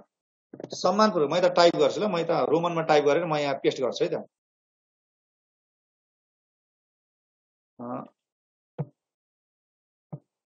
रोमन म भन्दै जान्छु, तपाईं टिप्दै गर्नुस् है। एउटा के हो त? सम्मानपूर्वक बाँच्न पाउने हक। पूर्ण रूपमा थप भएको पहिलो हक कुन हो त? सम्मानपूर्वक बाँच्न पाउने हक है। ल, सम्मानपूर्वक बाँच्न पाउने हक लेख्नुभयो। बाँच्न पाउने हक एउटा यो सम्मानपूर्वक बाँच्न पाउने हक, यो एउटा भयो। यहाँ टेस्ट हुन्छ भने है त, हुने रहेछ, आयो नि त। यो चाहिँ के हो त भन्दाखेरि पूर्ण रूपमा थप भएको है। पहिलो के हो त? सम्मानपूर्वक बाँच्न पाउने हक हो। अर्को के हो त भन्नुहुन्छ भने अर्को हाम्रो अपराध पीडितको हक, अपराध पीडितको हक, अपराध पीडितको हक, यो भयो दोस्रो अपराध पीडितको हक। तेस्रो कुन हो त भन्दाखेरि हाम्रो आवास सम्बन्धी हक, खाद्य सम्बन्धी हक, खाद्य सम्बन्धी हक। अर्को कुन हो त भन्दाखेरि चाहिँ हाम्रो दलितको हक, खाद्य सम्बन्धी हक। अर्को कुन हो त दलितको हक, यो पनि नयाँ थपेको। त्यसपछि अर्को किन हो त भन्दाखेरि चाहिँ त्यसपछि अर्को भनेको हाम्रो कुन हो त भन्दाखेरि उपभोक्ताको हक। त्योभन्दा अगाडि के छ हाम्रो दलितको हक, ज्येष्ठ नागरिकको हक, यो पनि भयो। खाद्य पछि अर्को आवास, आवास पनि हाम्रो नयाँ थपेको हक है, पूर्ण रूपमा नथपेको। दलित पछि ज्येष्ठ नागरिक,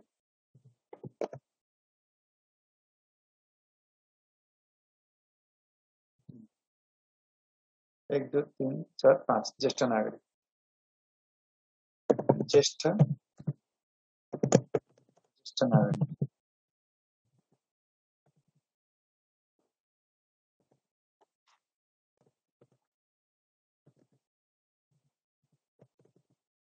ज्येष्ठ नागरिक यो ठ नै भएन त, नागरिक हो। अर्को उपभोक्ता है त, ल ठ्याक्कै भयो है। मैले यसलाई सेयर गर्नुहुन्छ तपाईँलाई, टिप्पणी गर्नुहोस् त्यसलाई सर म्यामहरूले। ल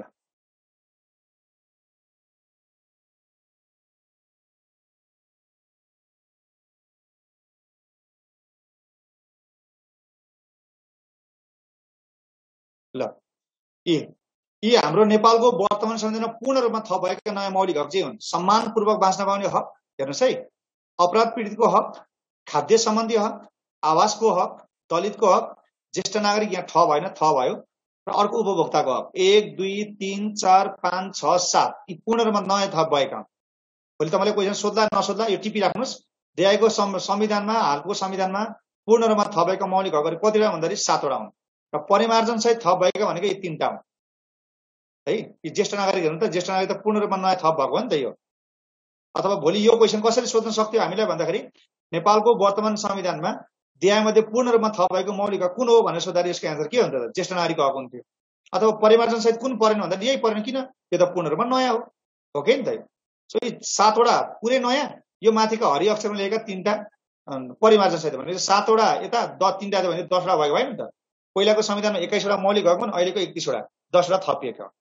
र अब जहाँसम्म जुन यो स्वच्छ वातावरण छ नि, पहिला वातावरण तथा स्वास्थ्य सम्बन्धी हक थियो। अब वातावरण मात्रै भन्ने शब्द छैन, यहाँ के त स्वच्छ वातावरण भयो नि त, परिमार्जन भयो, शब्द परिमार्जन भयो। अनि सञ्चारको हक भने पहिला छँदै थिएन। पहिला के थियो त प्रकाशन, प्रसारण र छापाखाना सम्बन्धी हक थियो, त्यसको नाम के भयो त सञ्चार भयो। त्यसपछि अर्को पहिला भाषा, अहिले पहिला हाम्रो के थियो भाषा तथा शिक्षा सम्बन्धी हक थियो नि, अब भाषा तथा के भयो त संस्कृति भयो, शिक्षा छुट्टै बनाइयो। त्यसकारणले यी 3 टा हक चाहिँ परिमार्जन सहित हुन् र मुनिका 7 वटा चाहिँ के हुन् त पूर्ण रूपमा थप भएको हुन्। यो ध्यान दिनु होला, कुन नयाँ पूर्ण रूपमा थप भएको, कुन परिमार्जन सहित थप भएको, यो चाहिँ जान्नु होला है त। क्लियर छ? अगाडि बढौँ। ल अब आजको लागि हाम्रो अन्तिम प्रश्न भयो, प्रश्न नम्बर 30। ल प्रत्येक व्यक्तिलाई सम्मानपूर्वक बाँच्न पाउने हक हुनेछ, यो व्यवस्था कुन मौलिक हकसँग सम्बन्धित छ? ल भन्नुहोस्। यो हाम्रो 75 सालमा परराष्ट्र अधिकृतमा सोधिसकेको प्रश्न हो है त। यो प्रत्येक व्यक्तिलाई सम्मानपूर्वक बाँच्न पाउने हक हुनेछ, यो व्यवस्था कुन हकसँग सम्बन्धित छ?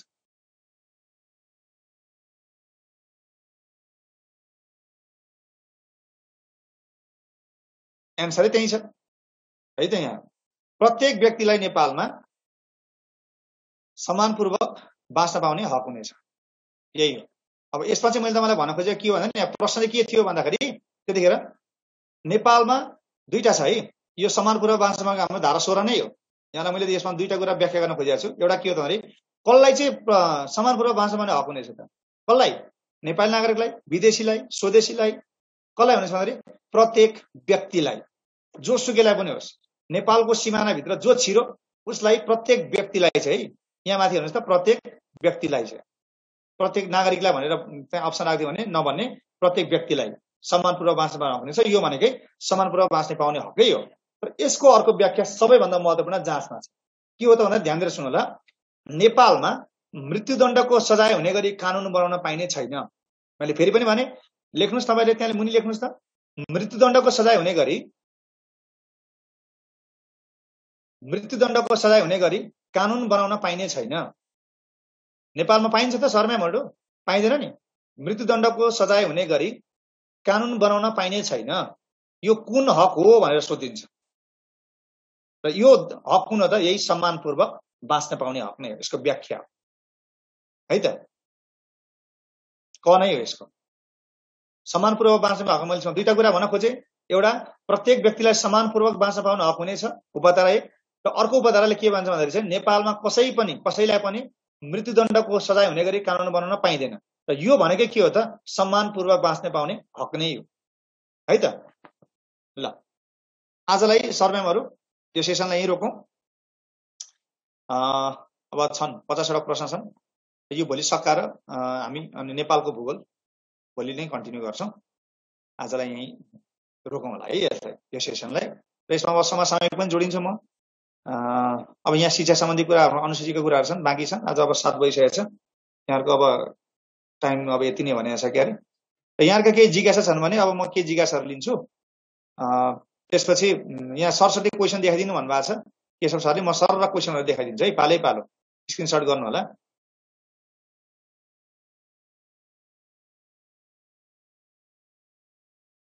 एक देखि 6 सम्म देखाइदिन्छु। ल, 1 नम्बरको क्वेशन यही हो। एन्सर रातो लागेको छ है। अनि 2 नम्बरको प्रश्न, नेपालको वर्तमान संविधान कसले जारी गरेको? अब यसको तपाईले व्याख्या छुटाउनु भयो होला। सुनि सर, हेलो सुनि सर। हजुर सर। उहाँहरुलाई एकछिन ह्यान्ड रेज गरेर एकछिन बोल्ने अवसर दिनु हो कि 5-10 मिनेट। ओके सर, उहाँले हात रेज गर्नु भयो भने ठिक हुन्छ सर। म सबैलाई अनम्युट गर्दिछु सर। अनम्युट भयो भने फेरि एकैचोटी त्यो गिजिङ मिजिङ हुन्छ। तपाईले चाहिँ त्यहाँ ह्यान्ड रेज जो गर्नुहुन्छ उहाँको माइक